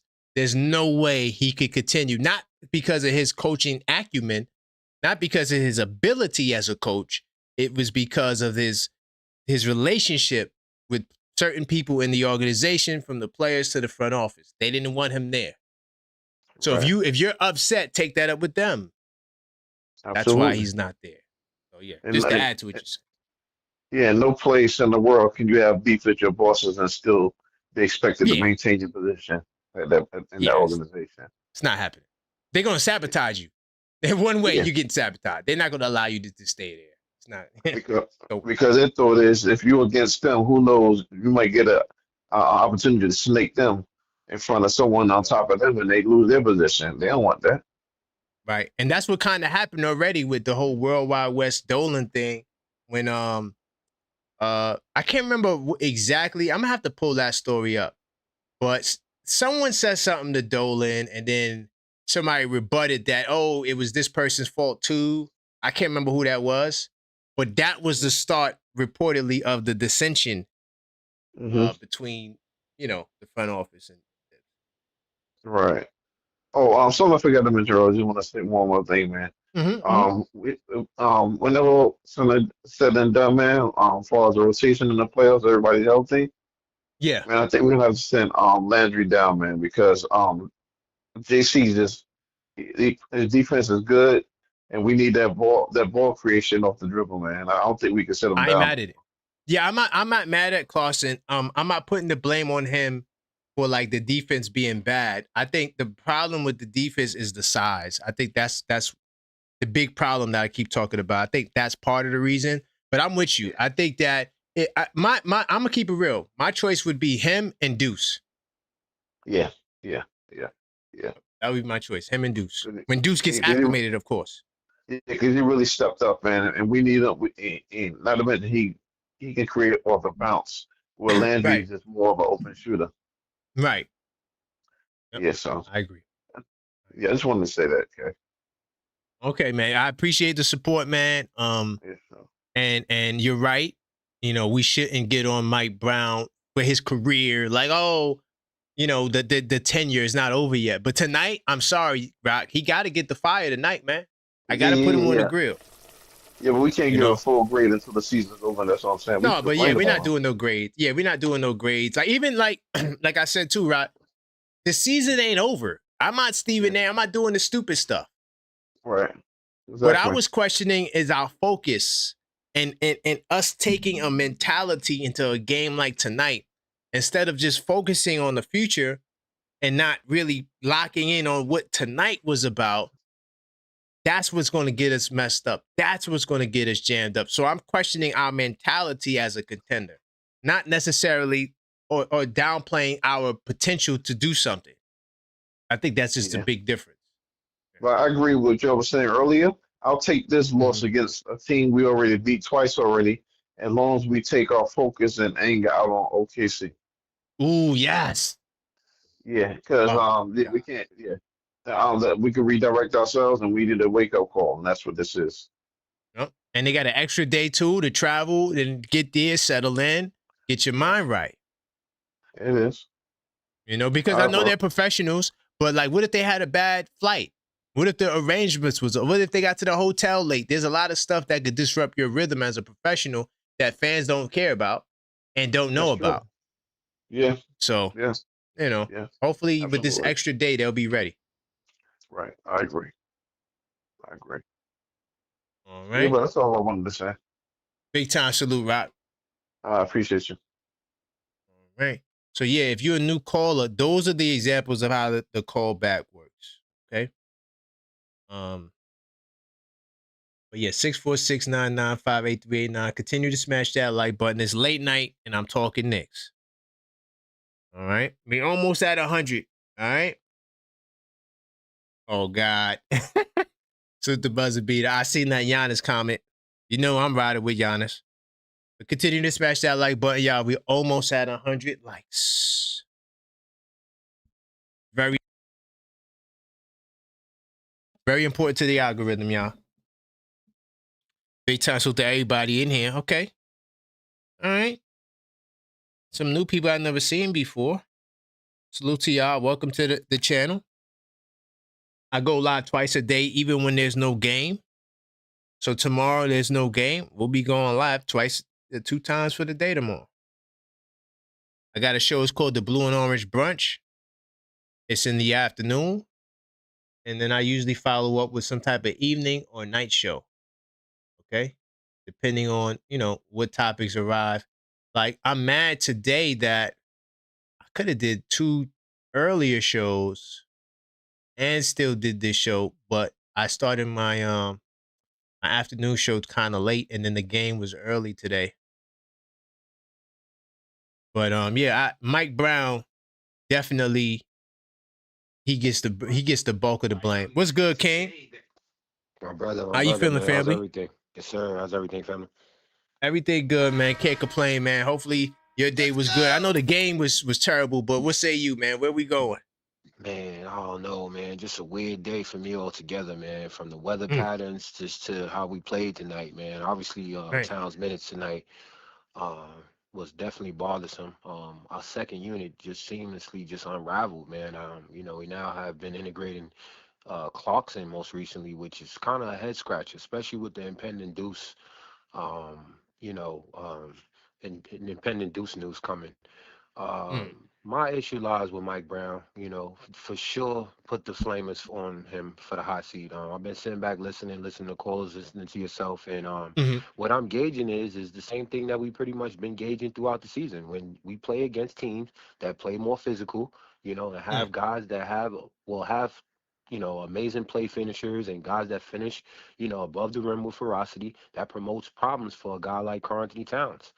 You've seen it today. And then in terms of his offense, like I even heard, you speak on him being one of the best big men, to ever yeah, play. shooters. Now, from an analytic standpoint, I do agree with that caller because when you're looking with your two eyes, you could very well put Dirk Nowitzki or Kevin Love as more fearful big men on the perimeter. Just how they get their shot, just their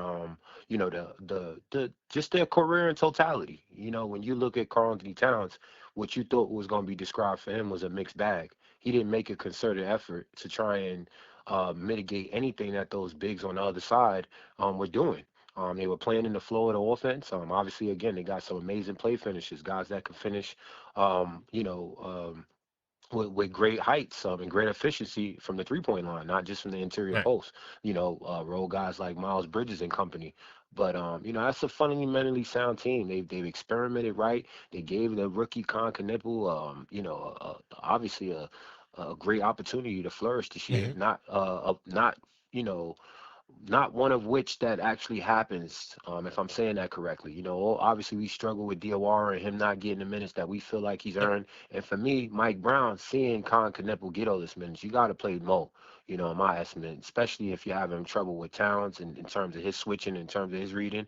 But what I did see from this game, particularly throughout the team, without naming one guy, is that when we getting back in transition, nobody's talking. Called you many times. I've spoken Mm, about this in the chat many times. Nobody's calling out screens. Nobody's calling out help. Nobody. That's where Jose Alvarado helps this team so much because he then makes that affectious amongst guys that sometimes forget those little fundamental things we got to do. Nobody's right. screaming at Cat. Before Cat can even turn his head, his three-point shot is already up in the air.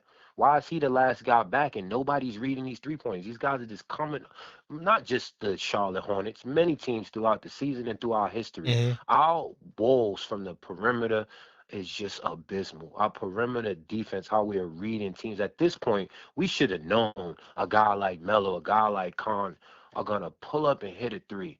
Like we gotta Yes. get back to the fundamentals, man. Like that's just what this Mm, team needs, and why I blame Mike Brown for that. He's not the authoritative coach that Tibbs was.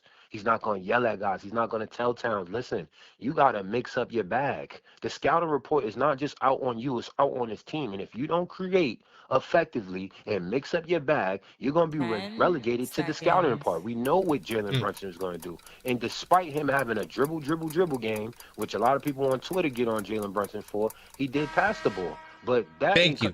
that came at a horrible expense because at the end of the day, it was other guys that he actually counted on in the interim parts of the game outside of Cat, who could have been demanding the ball on the block instead of just wanting to That's be a true. part of the offense and getting most of his possessions on the perimeter.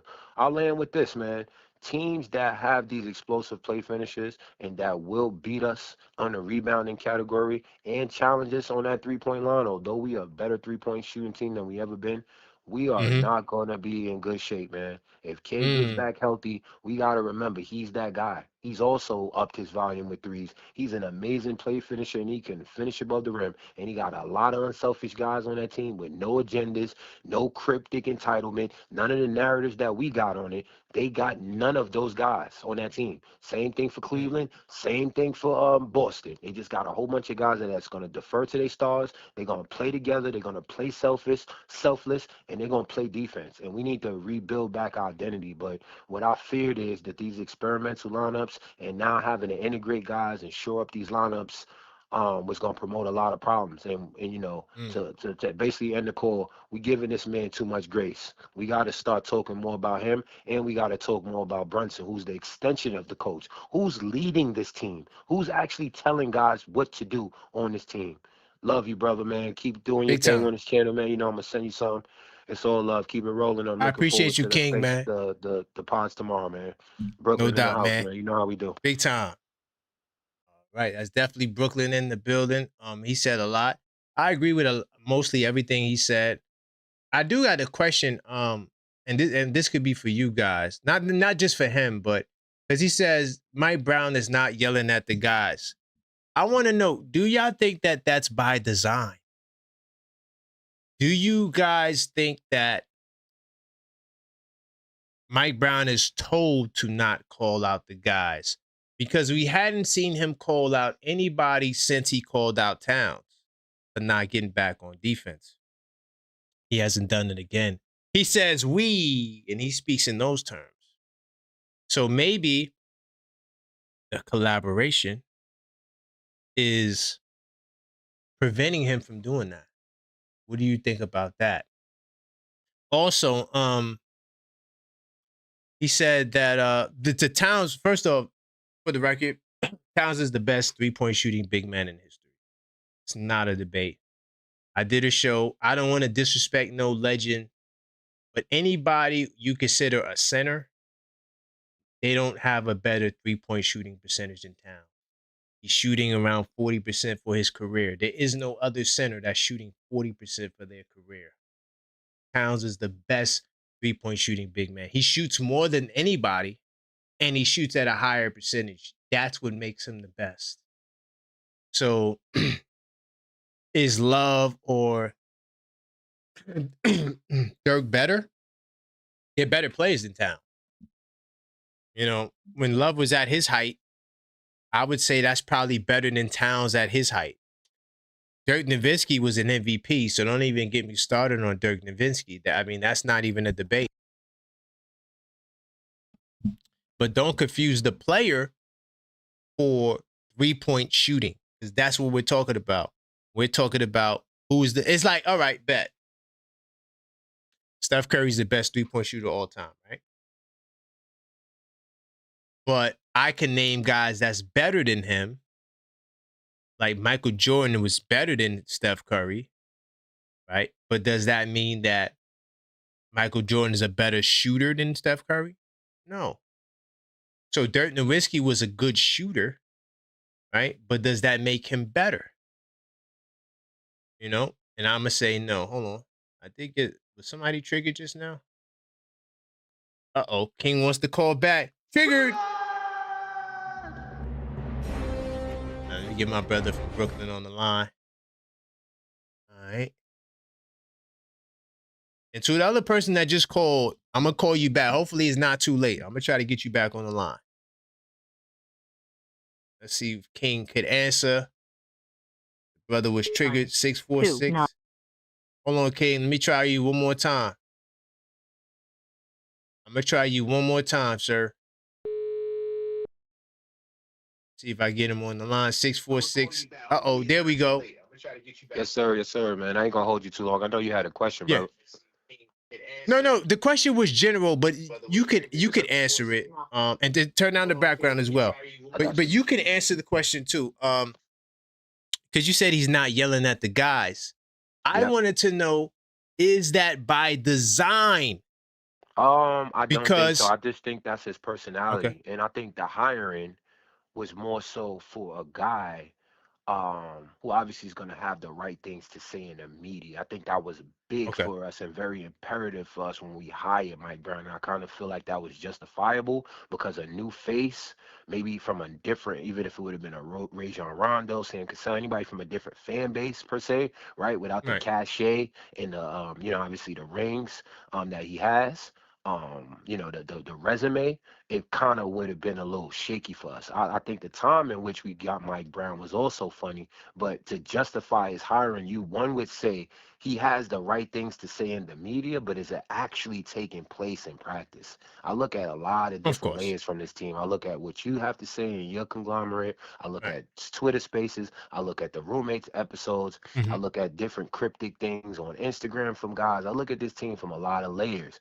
But again, we playing against teams with a different ferocity. Like you said while you was going today, the double Yeah. big lineup doesn't work. Why? Why are we almost 70 games in and our double big man lineup is not effective? Then that means we should have made it Question. imperative. We should have made it a priority to get a Vucevic or get a backup, effective backup, a durable big like we've been crying for the last 3 years, right? Hug Porty's getting 40 in the G League. Is it translating? Is it translating to where he's getting an opportunity outside of Mitch not playing or Mitch being injured? And then Cat out there as the center. How dare you put Josh Hart out there with him with 2 point guards? Bingo. Right. Yeah. I think he wanted Knicks fans to crash out today. I really Yeah, I think think so. he wanted Knicks fans to crash out today with that lineup. Yeah, I think so. Because I think so. the Clarkson minutes, getting the same amount of field goal attempts with Karl Anthony Towns was enough. And this is where people get on Towns because his shot selection is limited, his package is limited, and he shoots a limited volume of shots. That's why his percentage is so high, right? And then you got to think about the errors. These guys. Wait, whoa. When you say he shoots a limited shot, you talking about threes? He's not the or just volume of threes that he was shooting when that's he was not on true. Minnesota He shoots the versus most. the Knicks. Totally different. It's night and day. It's night and day. I'm talking about the volume and the confidence in which he shoots, and the all around package that I was describing. But really quickly, that you kind of wanted from him in this game. Right, really quickly. But when we talk about the other big men, he shoots more threes than them, and at a better percentage. That's why he's the best. I think he's been fortunate in the era that he was kind of brought in where those Asian veterans outside of Kevin Love, who I felt like should have stayed, because he lost weight. He changed his game dramatically. But one would say, at least I would say, that he was a better shot maker than Karl Anthony Towns was. I'm talking about his he was a better player. Listen, he was a better player. If they stay together and roll, you dig what I'm saying? I'm just saying. There's a lot of hypotheticals, to get a lot you of things took place. He's better. Period. Though you get me? Like he's better. He was a better player than Towns. Like his best year. Kevin Love, I'm taking. That was different. Over Minnesota. Yeah. That's 100%. Yeah, no, I'm not debating that. Right, and a lot of things again happen. You know what I mean? Of course, there were other bigs that obviously shoot, the 3-point ball now. Everybody's shooting threes, but I would agree. Now, you would say that about Towns. You know what I mean? But watching it on the Knicks, it doesn't strike fear in opponents to the point where it's like, all right, we don't already know what you're gonna do. You understand what I'm saying? And it's like if that's your staple, we're cool with that. We're gonna live and die with that. You know what I mean? Whereas it's like you're not living and dying with a Dirk Nowitzki 3 or Kevin. You're not living and dying with a Jokic 3 now. We got Jokic Nowitzki now in this modern day. You understand? Everybody's shooting. Yeah, Jokic is shooting better now. He's shooting better. The impact of these threes. You know what I'm saying? And we look at versus Towns and these clutch moments and these moments where we need you to be the second option on the floor. You really think there's teams that's just going to let you create off the dribble and shoot a step back 3? How you even getting them shots, first of all, right? That's what difference. Right. You can give Dirk Nowitzki the ball in isolation. You know what I mean? You can give Kevin Love the ball. Dirk is that better. The difference. You know what I mean? They're better. That's why and we could go for days, and this is not the King. No, I got you. I agree with your sentiments, but there was a lot of things that took place. You know what I'm saying? And during that time, especially when he was in Minnesota, that was a different Karl Anthony Towns in his bag. But again, like I said on the last call, he has to open up his bag. He has to demand the ball on the block. He has to show what he's been showing throughout this winning streak, because we deviated from that. Obviously, this team was not the same team described. And Jalen Brunson, you're going to be Jalen Iverson out there and the playmaker that we always want you to be and love.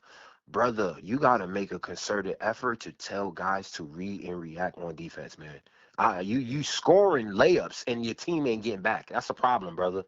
That's I want to another see you whole. yelling at guys, not just Mike Brown. I want to see you yelling at guys. It's too Good friendly. point. This team was This team was put together to appease Brunson, not to win a championship. And I will repeatedly say that, because if we would have constructively put this roster together, outside of that, Mikal Bridges, obviously that's the big topic, hot topic throughout the world, Twitter, everything and beyond. The 5 picks, right?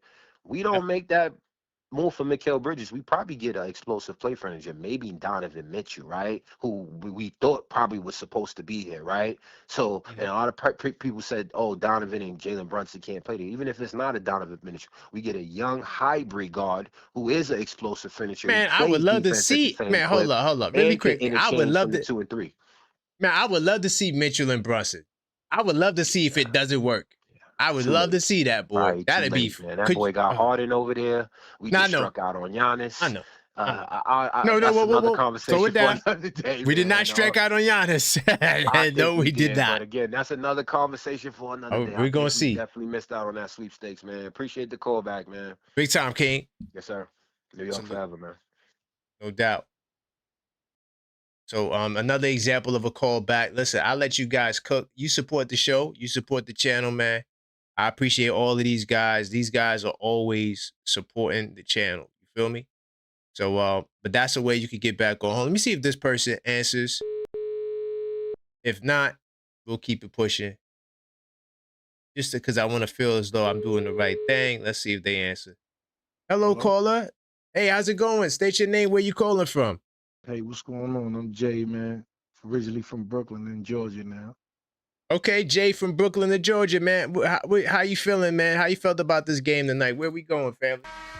I mean, look, man, we trying to figure it out. Everybody, all the Knicks fans, I mean, they got to calm down. They act like we're not supposed to lose no games. It's driving me crazy. You're going to lose games. And the main person, everybody want to point fingers. If anybody going to point a finger, you got to say Brunson. He is the point guard. You're supposed to control the floor, tell people where to go, direct traffic. That's your job. You're supposed to orchestrate the same way Tyler, what's his name, from Indiana. He ain't better than Brunson, but he make his team better. Halliburton. He make his team look like all-stars. You know what I'm saying? Same way like Harden was making the dude from the one they just traded to Indiana. He had him looking nice.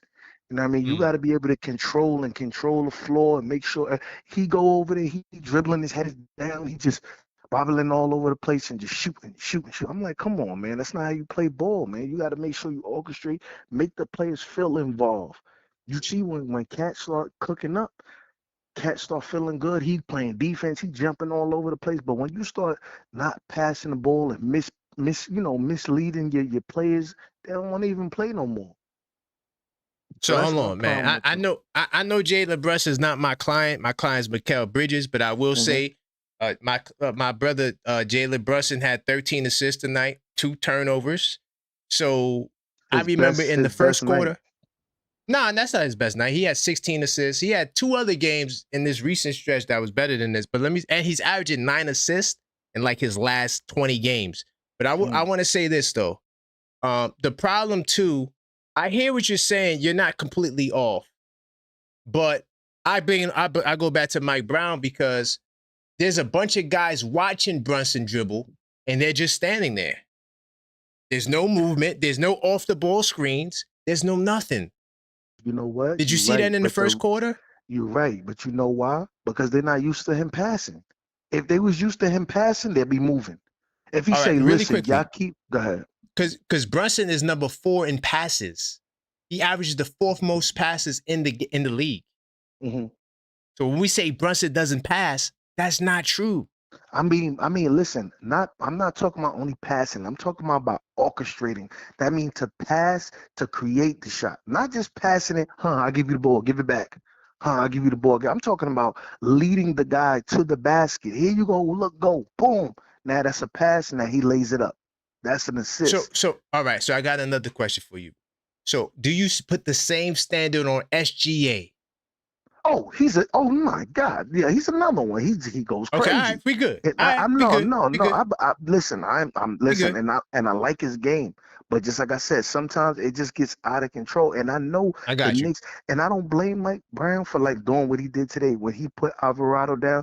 Listen, it just wasn't his night. You got to be able to use your different weapons. Everybody trying to say, oh, he's switching up the lineup. Listen, this is not Tibbs. We're not going to run with the same 5 people and think you ain't got another knife in the drawer. You got other stuff. You got to try different things that you don't know. Tyler Kohler, he could have came in tonight, bust down 8 threes. Then you would have said, oh, yeah, So, I'm glad he put in Tyler Kohler. Like, so come really on, man. quickly, right? Really quickly, because I asked for Tyler inside my Discord server. They should put Kolick in the game. The problem is he put Kolick out there with Alvarado and Brunson. That's too much of a small lineup when you're down 15 on the glass.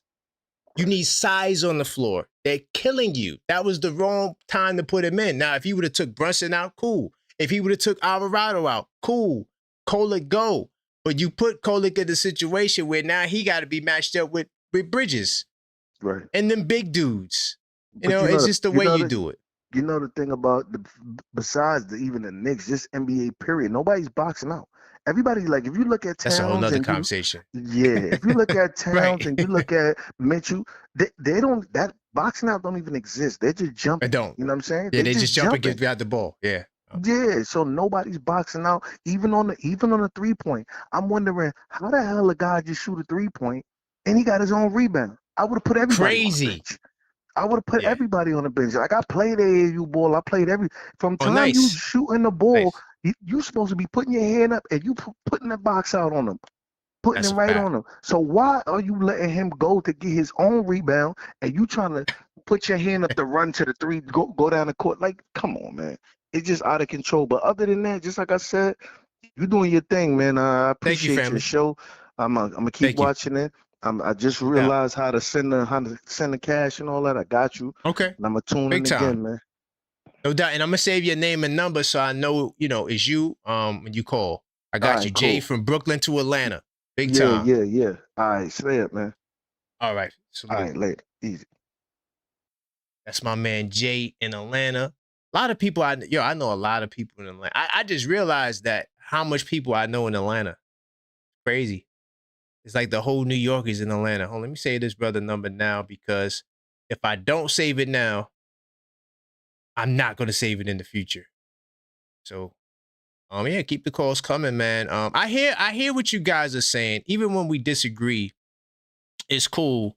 I just pay attention to a lot of what Mike Brown is doing from an analytical stat kind of perspective. So when he puts the lineups out there, I don't expect much from it when the last 10 times we seen what the result is. So if you guys want to continue calling, call up. Make sure I lock in this brother's number right here. Bam. Make sure I ain't missing no calls either. Let's see where we are in the likes. Okay, yeah, we reached the 100 like mark. Big time salute to y'all, man. We got there. Also, another thing too, like, I don't put the loss all on one person. How I do it, I weigh the blame. They all get the same blame, right? Brunson, he gets the blame. I don't give a damn what he scored, what his assists were. He gets the blame. No matter what you did, you get the blame. My client, Mikal Bridges, gets the blame. They all get the blame because they all lost together. But I do weigh Mike Brown because some of the decisions that he made, I felt cost us. When I say double big lineup is a -4, do understand it was a 2-point game. We were right there.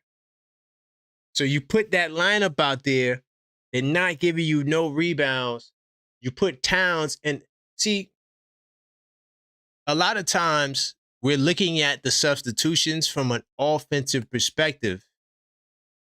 So yes, 3 guards on the floor, offense is fire. Double big lineup, you think in theory that your defense gets better. In theory. The problem is that Towns becomes a power forward and he has to guard on the perimeter. And the Hornets are a team that they are a top 6 offense for a reason. Not too many teams can do what it is they do. And so, you know, we gotta give grace to that. I heard what Khalil was trying to say with teams, you know, that play faster, they give us trouble and all of that stuff. But at the same time, we've played well against the teams that it's just tonight we're going up against an offense like we hadn't seen in a while. Really quickly, hold on. By the way, hold on, just double check, make sure I'm good. Check the supers. If you do wanna hold on, yeah, my fault. Trying to make sure I'm covered. I'm covered. All my bases are covered. If you do want to call back, all right, like my brothers did already. Let me put this on the screen. Oh, there. All right, these are the call-up show rules. So if you send in a donation, I'll get you back on the line and I'll let you cook. All right. For all the new people who may not know, or the people who may not know. All right. I'm just checking my lines to make sure I'm good, though. Hold on. 646-995-8389. Call up, voice your opinion, just to let you guys know if you don't know.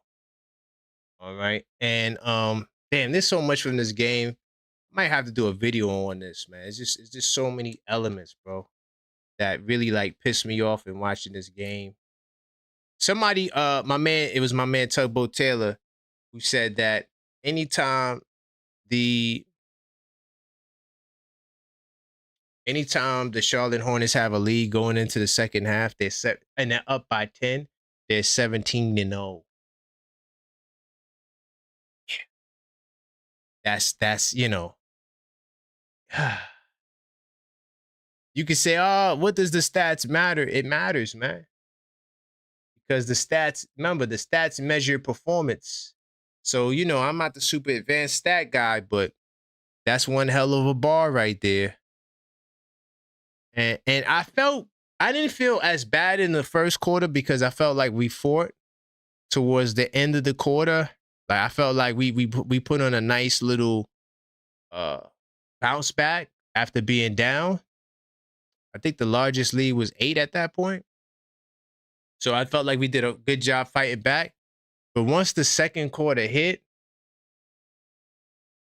that's when I was a little bit concerned. OG had it rolling, but we were playing the take your turn offense where one guy gets it at a time. So, my man Joe AC in the building. What's good, Joe AC? Hey, man, thanks for taking my call. How we feeling, man? Hey, man, so what do we got on the topics for tonight? What are we talking about? Man, yo, Joe, let me tell you something, man. We got cooked, man. And did you call up earlier? No. Oh, okay. Well, I told y'all so. This was another I told y'all so because people was thinking that this team was weak. I was like, oh no. Hey, man, I mean, I kind of had a feeling that against this team we might have dropped this game. And the only reason I'm saying that is because, you know, I'm looking at this Hornets, you know, their first 4 guys, Miller and Melo.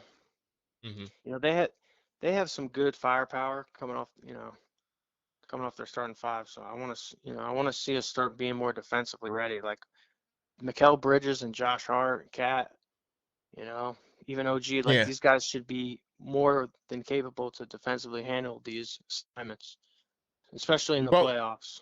Well, I got a question for you, right? And before I ask the question, I'm gonna say this.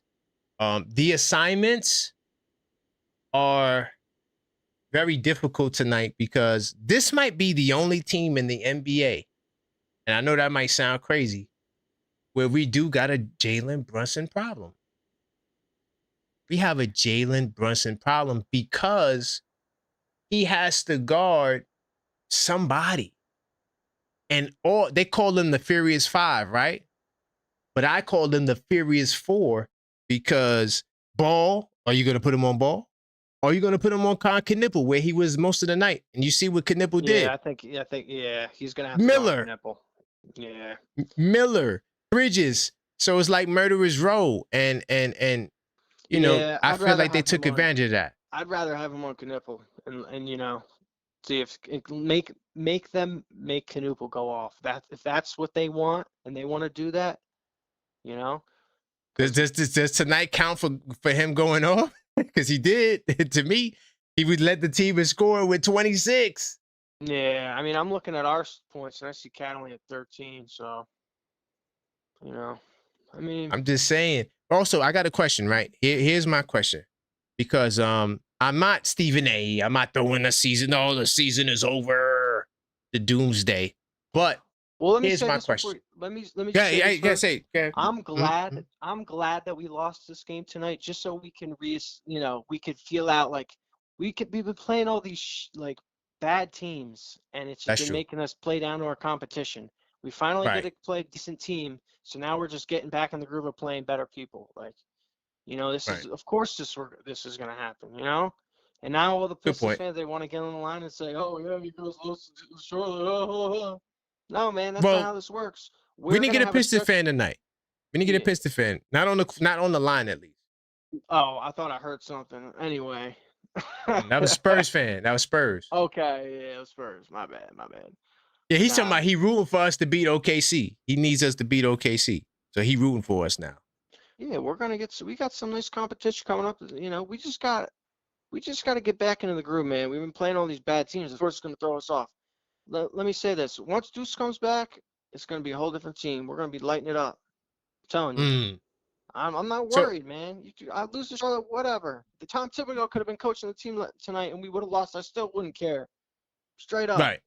No, that's facts. But my question is though, here's the question. While we're optimistic still, And when I and we know still, that the season's when I say Tom not Thibodeau over. coaching, I mean the other team. Right. Yeah, Okay, no, okay. I got you. Yeah. But I'm saying like the issue though is why can't we maintain our focus and our consistency on the night? Because I feel like there was a lack of focus. Do you think there was a lack of focus? And if you do, I the focus didn't look good to me. Yeah, I mean, you know, when there's a lot of chatter about this team being good and we come out and we, you know, it's like deer in the headlights, you know, we're like, oh shoot, you know, is this team better than what we expected? And they came out Yeah. tonight and they played. So yeah, you know, but next Mm-hmm. time we see these guys, we're gonna know what's up. We're gonna step up. Okay. I'm not saying Cat's gonna have another 13-point night, you know. I think Okay. Cat's been playing well lately. Him having 13 points, he was missing 13, and that's what we lost by. So. You know, Mm. some of us have off nights sometimes. It happens. Cat had an off night.